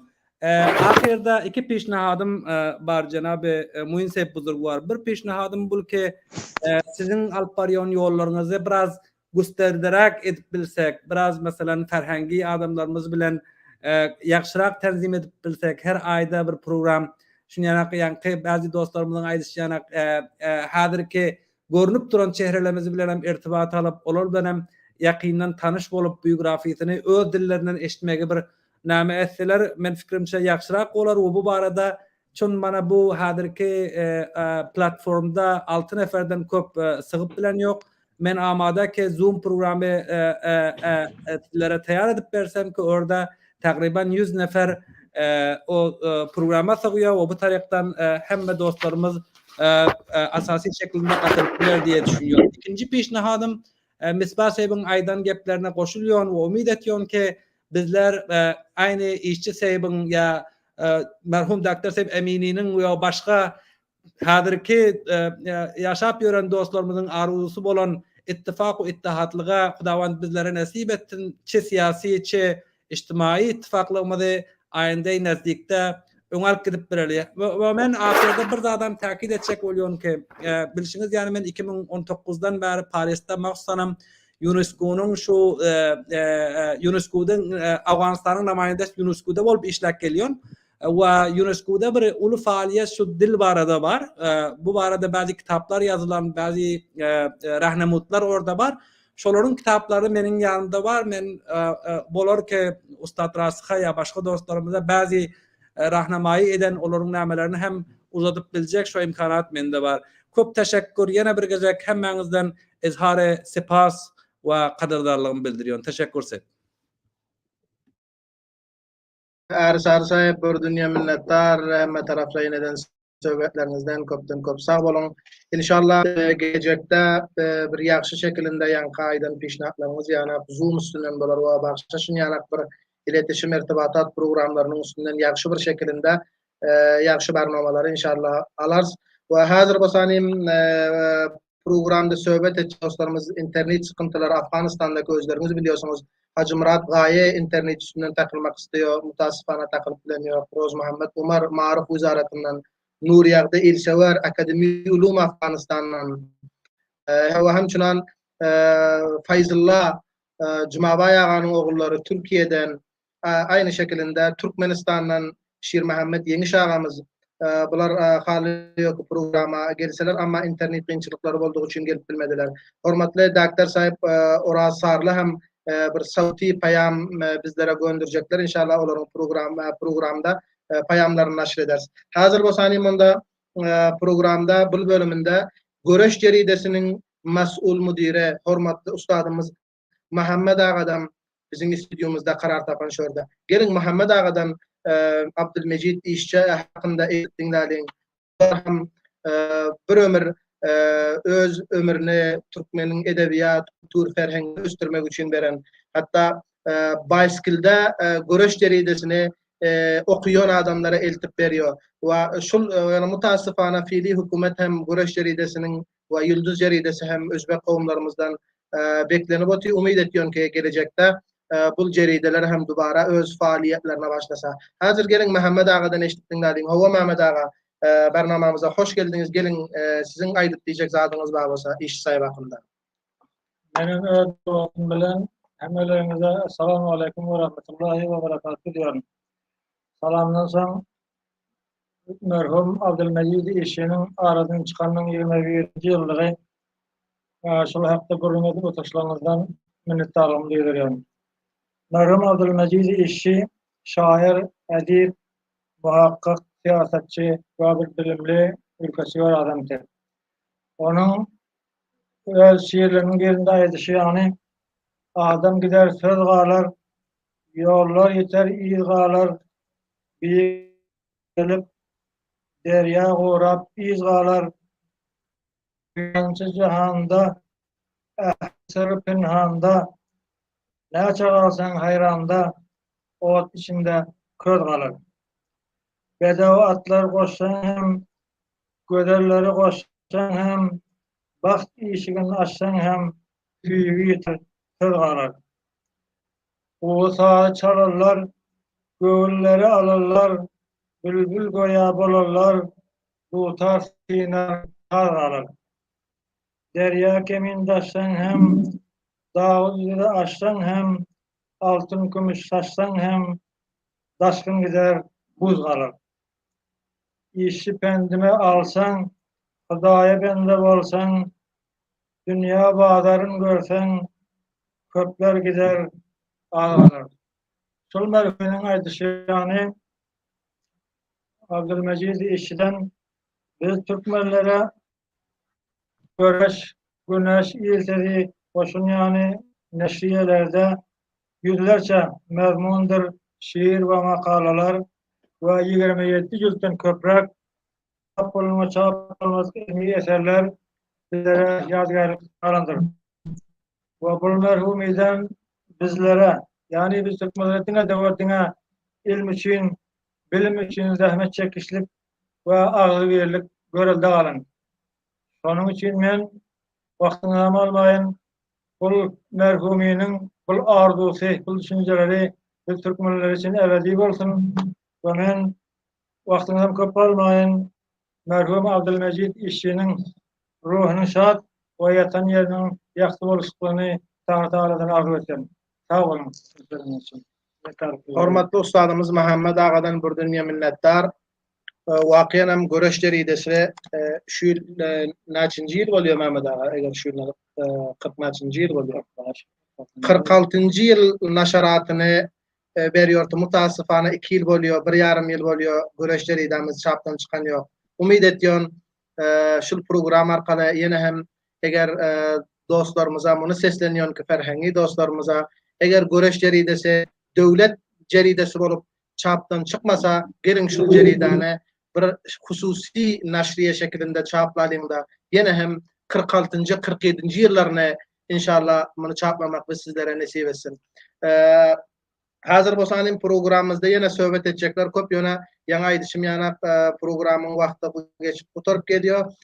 Hormatly Ustad Abdurrahim Gatybaş Jowzjan Pantunynyň ustady, hormatly Hacı Murat Gaye Maarif Wezaratynyň Türkmeni Dil we Edebiyat bölüminiň nisab-ı tadimi amiri, hormatly Roz Muhammed Omar Maarif Wezaratynyň muallimleri yetiştirme riýasatynyň Türkmen Dil we Edebiyat bölüminiň amiri, hormatly Nur Ýagdy Ilsewer Akademi Ulumlar Afganistanyň Ulumlar Akademiýasynyň Türkmeni mas'ule, Türkmen Dil Edebiyat mas'ule. Bular hem programa gatnaşmak isteýärler ýöne internet gynçylyklary üstünden programa gatnaşyp geldiler.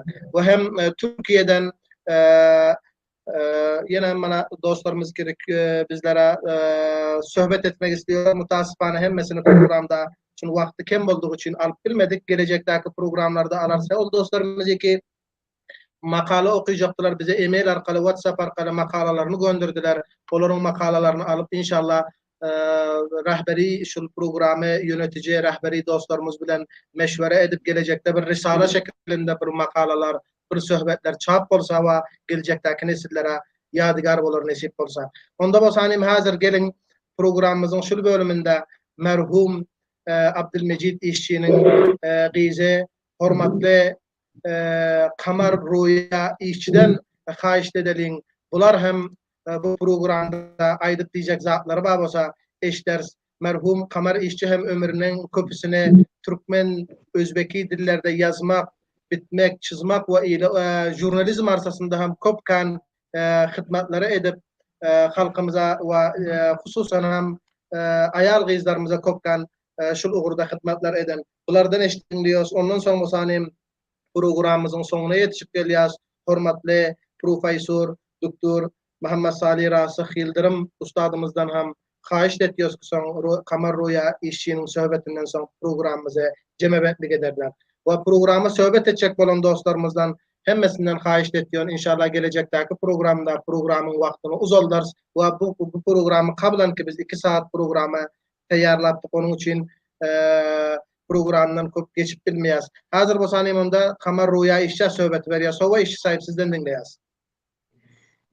Ben hemmeden kızgın salamlarımı ve saygılarımı bütün hazır bizi dinlep oturanlara bildirýän ve bütün bizi alada bugün men dogrudan hem bildim hyzmat etseň nerede bolsaň adyň abraýly bolsa ve hyzmatyň boşuna gitmiyor. Şu alada edip ýören şu ýolda ve bugün her kim her yerden maňa link berdiýär. Meniň özümem biraz gynçylygym boldy. Erkirden beri bark ýokdy, telefonumyň şarjy bitdi ve häzirim bir azjyk şarj bilen geldim ve şu fırsatdan peýdalanyp bütün gatnaşyp alada edip Feride Can Emini'den ve siz Hakimi Sayın ve hürmetli Sırdaş Sayıp'tan ve bütün şu grupta hemişe fikrini bildiren Kerim Akkan'dan ve başka doğanlarımızdan, başka yaşlılarımızdan, hem yaşlılarımızdan katnaşıklarları için minnettarlığımı bildiriyen, sağ bolsunlar, ihlaslarının bolanı için ve näme diýär, biz nähilem bolsak şu halkyky biriniň eden işiniň kadryny bilýos, şoňak bir merdim biz. Dogrudan hem hekimden minnetdarlyk bildirýän işçiniň, Abdülmejid işçiniň gyzy bolup, meniň hem dün gece näçe gün bolupdy şu atamyň hakynda bilýän, görýän hatyralarym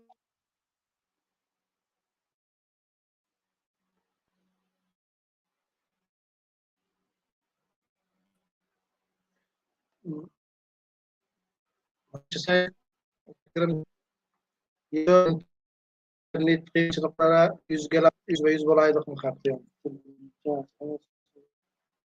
Meň sesim işse. Beni fikrimçe kamar roýa işin hem internet qiyinçilik boldugy üçin bularyň sesini alyp bilmedik. Buradan dostlara program katnaşanlar üçün teşekkürlük payam iletmek istiyorum. Proza köpden müştetler Dr. Ahmet Sarlı İran ülkesinden ki merhum işçi sahibi İran'da kap alan bir yaşlıyımız.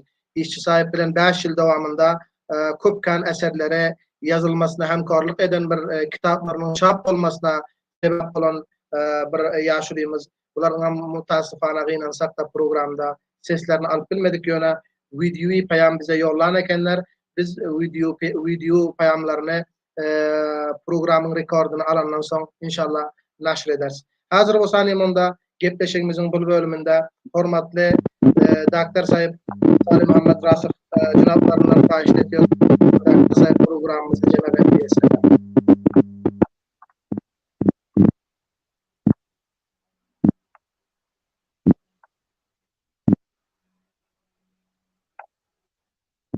Dr. Sayıp sesinizi eşitiyorsa.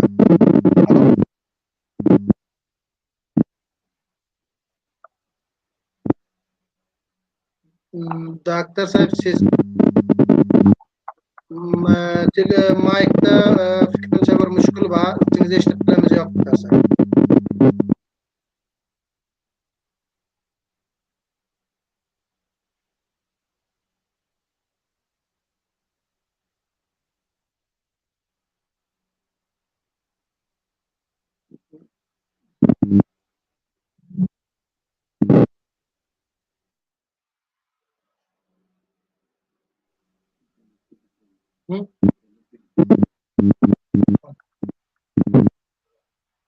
Cenab-ı Dr. Sayıp sesim var mı sizde?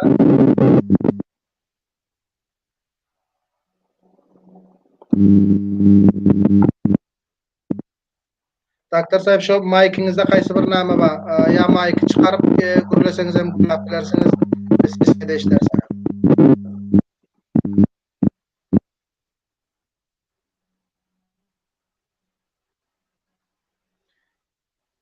Dr. Mic'i guruşunça kamar roýa işden eşitip dediğin onda söhbetlerine devam edersin. Onu şeklin Dr. Sayıp'ına Mic'i guruşalar. İşçi Sayıp sizin payamınızı alıyorsun da.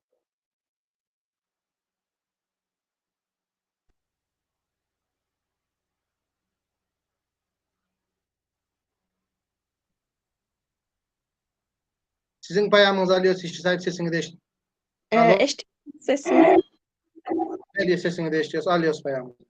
men soňunda telefonum üçmeden öň ýendem şu bütün sizleriň hemmeňize, Feride apa, size we Sırdaş janaplary we başga ustadlardan Ustad Rasih we Nazary Sayıp we Ustad Sarly Oraz Sarlı ve başka doğanlarımız hemmesinden arkadaşlardan minnettarlık ediyen elleri ağrımasın, sağ bolunlar. Teşekkür, salamat bolunuz. Ustad narahan boldu. Ana sesinizi eşitiyoruz Doktor Say. Sesim var ya orada. Ha geliyor Doktor Say, eşitiyor sesini. Ha doğru. Bismillahirrahmanirrahim. Kanat bergil havalanı buçmağa, kuvat bergil menzil göçmağa, yüregim yardımı otursam, zaman bergil sözüm her yerim satmağa, işçi. Men hem novatım bilen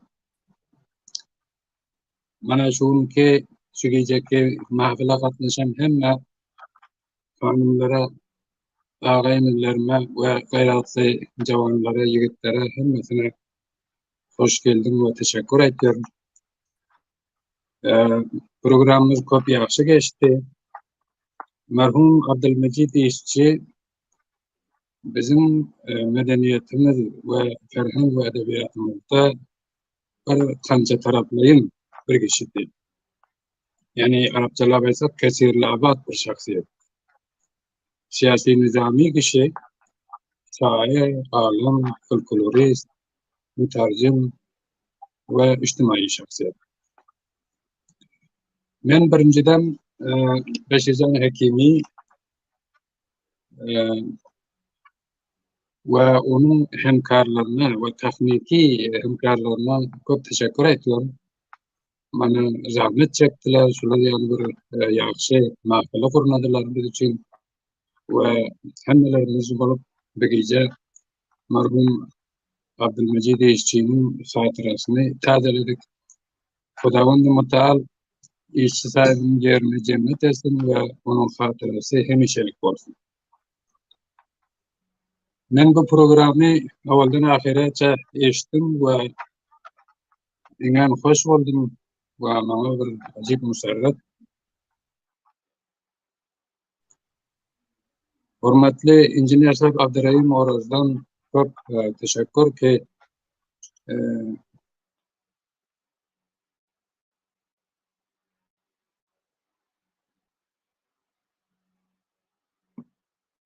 ve işçiler.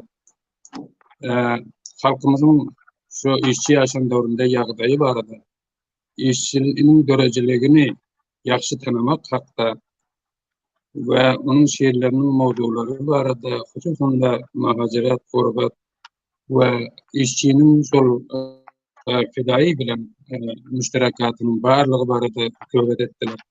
Yaşlılığımız Kerim Aydın dilin ahmiyeti barada sözlediler ve hatıralarını işçi barada aydıp verdiler. Mustafa Sahip Türkmen'in yağdayı ve kıyınçılıkları barada çok yaxşı sözler ettiler ve hatıralarını yatlap geçtiler. Ustad Enak hem de hatırasını yatladılar. Muhtereme Feridi Emini işçinin başka eserleri hem çap olsun deyip peşnahad ettiler. Benim bir peşnahadım şul ki işçi sahibinin başka hem eserleri olmalı. Indi koşuş olsa, şu kalan eserler hem çap olsa inin yaxşı olur. Ve benim yakın dostum hürmetli Yusuf Ağa mantakanın yağdayı hakkında. Yani işçi sahibinin, merhum işçinin yaşam dövründe mantaka nahil bir yağdayda bulun. Onu yatlap geçtiler. Şu yerde bir narsani dostlara yatsamam gerek ki kör manası bir manası biz köz diyor. Kuğu ateş diyorlar. Şu manada hem gelin ve Yusuf Ağa şu manada tahallükünü işletiyor. Başka manada elbette değil. Hem de dostumuz Abdullah Arsari işçi sahibinin faaliyetleri barada sözlediler ve peşnahad ettiler ki başka sahalarda hem şular yani programlar olsa. Benim peşnahadım şu ki elbette biz öz yaşlılarımızı ve ferhang, edeb, huner, dil, folklor ve başka sahalarda öten şahsiyetlerimizi yaratmalı, onların hakkı. Ama eğer dostlar vakti olsa ve imkanatı olsa başka çok mevzular var. Şol mawdular hatta hem bizler edebiliriz ki şular yani ilmirak mahfiller geçirsek ve o yerde tabadıl afkar etsek yaxşı bir netije yetişer diye umid ediyorum. Muhammed Ağa işi sahibinin şahsiyeti var adı söylediler şiirini okudular onda kamer roya işçi rüyamız teşekkürlerini ayttılar. Men bu yaşlılarımızdan, yazıcılar, şairlerimizden hemmesinden teşekkürlük ediyorum ki bular ahiretçe muntadir durdular ve katnaştılar. Hususan iki dostumuz, İranlı dostumuz, Yusuf Ağa Kur ve hem de Dr. Said Orhan Muhammed Sarli, bular çok faal katnaştılar. Kıynansagam Dr. Sarli biz bilen tasviri ve savti irtibat alabilmediler, kıyınçılık tabildi. Ama fikir etiyem ki köp yaxşı peyam verin bolsalar, haýyş etiyem ki peyamlaryny şol programy goşup soň neşr etseniz yaxşı bolar. Dr. Sarli İran sahasında köp bir tanymal ve yaxşı danışman, men kança gezek oluşu bilen Aşgabatda duşdum ve eserlerini okudum ve dostlar hem hususan Tarih-i Türkistan ve Tarih-i Türkmenistan ve başka eserlerini onu okuyan olsalar gerek. Hem Türkmen dilinde ve hem Fars dilinde kurmuşlar böyle var. Hem de bular Türkmen metinlerini çap etmekte olay maç oynanlar ve şartı var. Bulardan çok teşekkür ederim. Yusuf Ağa'nın Berlin'de 2-4 yıl boyunca her yerde duşu yaptık ve bir arzuda şimdi ki bizler Afganistan Roşan fikirleri, tarihçileri ve İran ve başka yerlerde yaşayan Türkmenler bolup şuların programları geçirseydik. Indi asasda mana şuları Yusuf Ağa'nın şol etyen arzusu royaba çıkıp varıyor, şular yani programları geçiriyor. Benim fikrimce Türkmen dilini, edebiyatını, medeni mirasını, tarihini ve başka hususiyetlerini biz kabir sahalarda müşterek işlememiz gerek ve müşterek gepleşmemiz gerek. Hususan İranlı doğanlarımız alfabeti Arap olduğu için bize çok bir yakın iştirakları var. Şunun için haýyş etdim, umid ediyorum ki bizler İranlı Türkmen doğanlarıyla köprak irtibatta alakada bolsak ve bu hemmelerimizin vidamıza ve hemmelerimizin umidimiz. Benim bir fikrim var, eğer biz alayda memleketlerde yaşasak, payitahtımız, siyasi payitahtımız Kabul ya Tehran ya Moskova ya İstanbul ya başka yerler bolsa hem ama ferhengi merkezimiz bizim aşağı oluyor. Afganistan'da şol muasır davrda bilişimiz yani neşret etmek icazesi yoktu, kıyınçılık vardı. Ve biz egerçi Türkmenistan tarafı bilen irtibatta bolmasak, şu vaqtda Aşgabat radyosu tarihinden ve başka tarihlerden elbette miras, şol medeni mirasımızı östürmek oldu, edebiyatımızı, dilimizi östürmek oldu. Hatta hunerimizi yitirmemiz, şonu saklamak orada ulu rol oynadı. Şunun için benim fikrimce Türkmenistan'ı doğrularlar, Türkmenistan danışmanları ve Afganistan ve başka yerlerde yaşayan Türkmenler eğer bir yerde işleseler ve özlerinin dili, edebiyatı, medeni mirası barada eğer talaş ettiler, bu yaxşı netice verir diyeyim. Ben merhum işçi bilen 60. yıllardan beri tanış oldum. Bilişiniz yani paylaşım yani her bir halkın dili, edebiyatı, onun hüviyeti boluyor, onun kimliğini, anını, ferhengi mirasını beyan ediyor. İşçi sahibim şunu düşünüp şiir edebiyat sahasına alakalı ve ben Mazar Şerif gelinden son onun bilen yaxşırat tanıştım. şiirlerini bana okap veriyordu. Men awal işçi sahibi bir nizami siyasi bir şahsiyet tanıyordum ama Madar Şerif gelenden soň biz işçi sahibi bilen we bir kança başga şahsiyetler bilen 3 tane seminer geçirdik. Mahtumuli Farahi seminari, Hoca Ahmed Yesavi seminari ve Mirza Ulug'bek seminari. Bu seminerlerde komisyon tedarikte köp yaxşı işledi ve yaxşı nazarları vardı. Şurada men bildim ki işçi sahibi benim bilişimden göre yaxşırak okaptır ve belensette oylamıyor ve belensette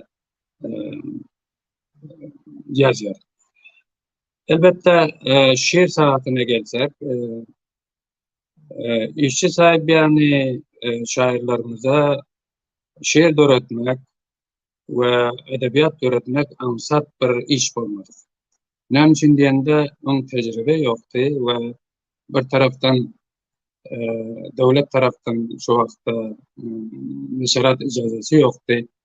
Bir taraftan bizde şol Kazan, Bukhara ve başka çok kadim şehirlerde çap olan kitaplar yitip barıyordu. Kitap köp kemiyaptı.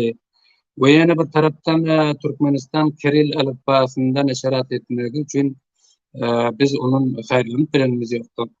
Şu adamın şairlerimiz şiir yazmasında ve edebiyat öğretmekte çok gençlikler vardı.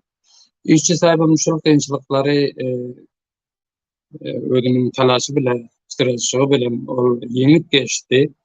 Ama işçi sahibi merhum bir kança imtiyazı vardı. Bir imtiyazı şu ki yaxşı kitapxanası vardı. Men aynen şu varana alıp barıp görkezdim onu. Ve yine bir imtiyazı şu ki Rusya'da yani şu vakti Şuravi İttihat'ta okan için ve Türkmenistan'a barım gelmediğin için ol Kiril alifbasına beletti ve Aşkabat'ta çap olan eserlerden dilşinaslık volkunun şiir ve edebiyat volkunun yaxşı faydalandı. Ve işçi sahibi şiirine eğer bir kıysa nazar taşlasam 48. yıllardan son işçi sahibi şiir yazıp başlattır. Ama birinci yıllarda başka şairlerimiz yani merhum işçem aruz vezninde ölçeğinde şiir etmekçi oldu. Benim nazarıma göre aruz vezninde Türkiye dillerde şiir yazmak bu bir ne diysem bir nakiz bir nima bir nem için diyende aruz aslan Arap şiirine beraberlenip tayyip olan ve tertip olan bir düzgün. Bunu Farsi zamanlar hem ki aruz veznine revaç veriptirler, bu çok kıyınçılık bilen revaç veriptirler. Ama Türkiye dillerde eğer aruz vezninde şiir açacak olsanız ve köpler taklidi şiir ortaya geliyor, yeni bir taraftan şu izafatlar nerede Farsi dilyan muhtalıyor. O hiç problem yok. Şunu bizim edebiyatımızda iki büyük şahsiyetimiz Hoca Ahmed Yesavi ve Mahtumuli Farahi düşünüp şöyle ediptirler ki çok kadimki İslam'ın barmak vezninde ya şu folklori şiirlerimize uyarıp barmak vezninde şiir yazıptırlar. İşçi sahibi merhumi son yıllarda şunu düşünüp köprek barmak vezninde şiir yazdı ve onun da muvaffak oldu. Son yıllarda hususan muhacirat yılları öz yolunu işçi sahibi taptı ve barmak veznini takriben koyup aruz vezninin geçip barmak veznine geçti. Ve hem de İran'daki şol Türkmensara Havzası işçi sahibinin sonki eserleri yani çap olan, meşatte çap olan eserlerinde görmüştür. Şunun için ben Dr. Saip Sarli, onun dostları, Türkmensaralı dostlarımızdan çok teşekkür ediyorum. 5 yıllar işçi sahiplerinin konukçu bulundular ve onun tasiratı diyeceğim işçi sahibinin öğrenciliğinde görmüştür. İşçi sahibi şol Käbir wakalar eger bir tarapdan adama nofs etse, bir tarapdan köpden bolsa, ýene bir tarapdan peýdasy hem bolmaly. Mening fikrimçe muhajirat we gurbat döredijilik aleminde işçi sahibi başka bir adam, başka bir şair döredin ve ona köp täsirat taşlan ve onun şiirinin bir belend mertebe kalyşyna sebep bolan. Hop, şol kança mecmua şiiri ki Maşatda ve Türkmenler görgende çap bolan, muny okap görsek, munda işçi sahibinin dili öňkü şiirlerinden köp tabawaty bar. Yani ol dil usullaryny şol Türkmence diline barabarlan hem de tesvir ve edebi sanatları ulanmakta işçi sahibinin şiirleri çok bir yukarı dereceydi. Wagtda peýska bolan üçin men köp çäkli bolan üçin şunaly muhtasar aýtdym. Orta Asyanyň büyük bir roşan fikri Abdülhamid Çolpan yazıyor bir jaýda. Ol aýtýar ki, öz edebiyatyna iýe bolmadyk. Onu rewajlandyryp bilmedik. Ve öz ediplerini terbiyelemeye kadir bolmadık millet, duygu, ihsas ve tefekkürden mahrum oluyor ve bara yok oluyor. Yani şu kavm, şu millet yok oluyor. Koyun bizim dilimiz, bizim edebiyatımız, bizim milli miraslarımız, bizim medeni miraslarımız devam tapsın. Ne tenha saklansın, belki tavsiye tapsın, rewajlansın. Ve men umid ediyorum ki bizim yigitlerimiz, yaş şairler, bular şul dili östürmekte, şul dili ve edebiyatı rewajlandyrmakta ve milletimizin duygu, ihsas ve fikirlerini beyan etmekte ulu adimler abdarlar ve işçi sahibinin yolunu idarlarlar ve umid ediyorum Hudawynd Allah'tan ki bular gelecekte şol boynuna düşen uly mesuliyetleri kabul edip ve hem de öz talaşları bilen, zahmetleri bilen bu uğurda katı işlep bizim edebiyatımızın güllemegine, şu fan bolmagyna özlerinin hissesini koşarlar ve hemişe ve bar işçi sahibi yatlap dururlar ve ona dua ederler. Men vaktim çäkli onun için köp geplep durmayın. Hemmelerinize salametlik, sağlık, dinçler isleýärem. Hemmeleriniz sağ bolun. Hususan şu gecedeki programa katnaşan ağalarımız, inlerimiz, üyelerimiz hemmeleri şahsi ve resmi işlerinde muvaffak ve kamyap bolsunlar, köprü bolsunlar ve pişnadım şul ki gelecekte yıgı-yıgıdan neten haşul näme diýsem buzurtaş mahfiller belki ilmi konferanslar hem geçirebilsek bu iňen ýaxşy bolar ve köp täsiraty bolar ve bu işlerimiz elbette bir netijesi bolar diýip düşünýärem. Hemmelerimizden köp teşekkür, minnettar ve men köp hoş boldum bu vatanları çiğrelerimizi göremiyordum. Şol çiğrelerimizi görüp köp bir müsaade neme verdik. Sağ olunlar. Karaşıyor yine hem Beşircan ve Feride Emini ve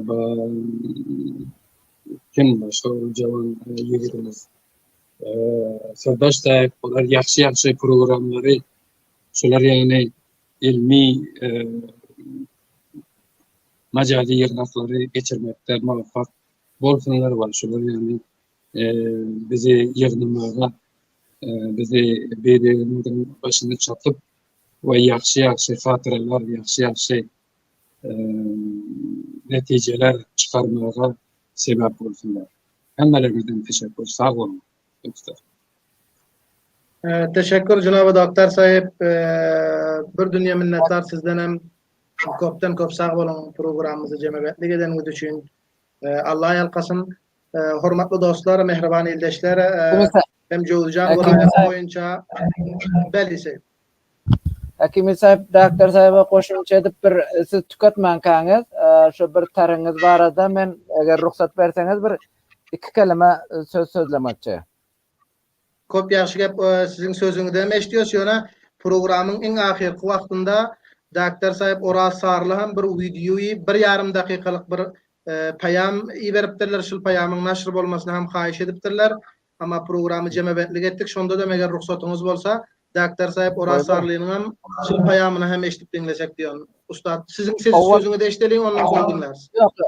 Awal o kişinin çünkü o kişi programın asasi iştirakçılarından awal o kişinin payamını koy verin son. Tamam, onda doktor sahibin payamını, sauti payamını eşdayız. Selamun aleyküm. Edir merhum işçi hafta şeyle bir webinar geçiyordu. Yol başçılar, alimler, Afganistan belki dünya küncüklerinde yaşayan Türkmen alimler şeyle bir yığınağı ben kutlayarım elbette. Ben İran'da internet problem bolatan ben konu olmadı öyle sol nem ayçaklar ben makalamda yazdım. Çolum titir var aydık geçeyim benim çoluk boşluğu ortadan inşallah. Elbette biz yürüyte vizyonama merhum işçi için hükmen çıkaracak. Sizin makalalarınızda karaşyer şol vizyonamada biz hetmen koşuyor. Benim makalam adı işçi ve onun yaşayışı ve dereceliği İran'dadır. O İran'da 5 yıllık İran'ı oldu, son 1 yılını Türkmen Sahra'da oldu, Qalanı Maşat'ta oldu. Sonra ben Türkmen'in aydışanlık dokudum, düzbokun dişanlık 9 nokta çıkardım yaşayışından.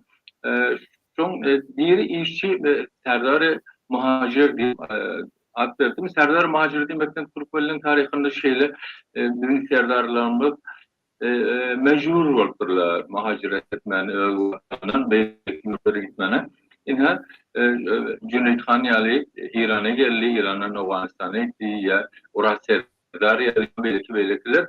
İnha merhum işçi şolun iri tesir koyan adam öz halkına, baran yerine tesir koyan adam İran Türkmenlerine hem merhum işçi şeyle oli rolleri var. İşçi jurnalist. O hakikaten jurnalist adamdı. İran'a gelenden şeyle Nedai İslam deyip haftanamı çıkarıp başladı Maşat'ta. Türkmen Sahra gelenden biz onu Sahra neşirlerine karşılık o yerde hem köp makaleler.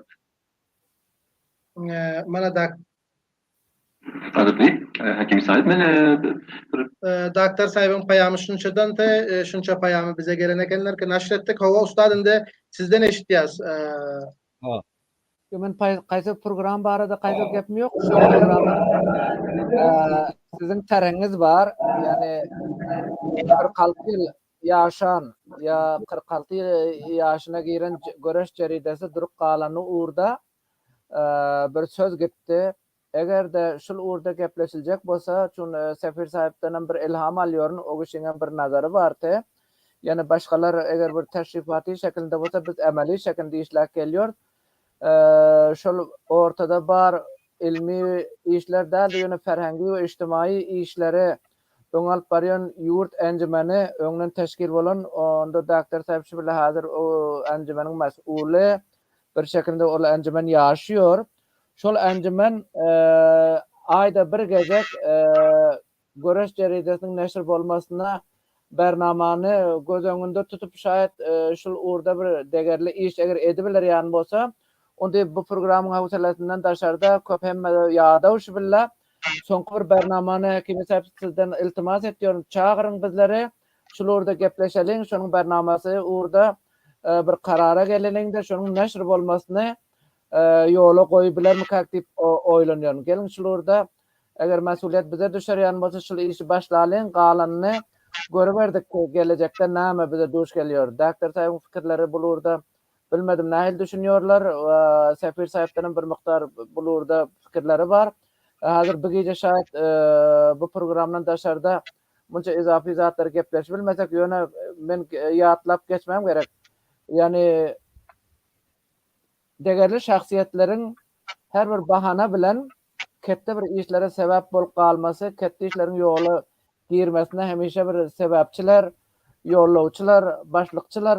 Şoň üçin bugünkü mahfil ýa ihtifalam şoňa gelip guşdyky, yani ýaşak gelýän göreş derecesi o kişiniň eserleri näşr bolan öz sahyfalarına yer beren o kişiniň eserlerine şol näşriyede durup kalmasın. Eger şerait müsait bolsa onda bu bernamany el alal diýip şu terhe goldajak bolýarym. Onuň üçin alayda bir program gözde tutun, hemmamiz üýşeliň, gürüňleşeliň. Sag bolun men dinläniňiz üçin. Çok teşekkür. Teşekkür ustada muhterem bir dünýä minnetdar. Peşnadyňyzdan sag salamat bolun. Ýaxşy gap inşallah biz bu göreş şeridesi irtibatynda hormatly Muhammed aga we ustad Hudaýkul Inak maawuny orunbasary jeride göreşiň Habibullah Gafuri bir kesellik arkaly bu programa gelip bilmediler. Olardan acil şifalar dileýär inşallah. Gelecekde oturup hukmani suratda alayda bir program inşallah bir gurunleşers bir irtibatynda köp ýaxşy mesaj berdiňiz, hususan bir umidwar kunanda bir paýam aýtdyňyz. İnşallah bu hakynda oturup gurunleşers.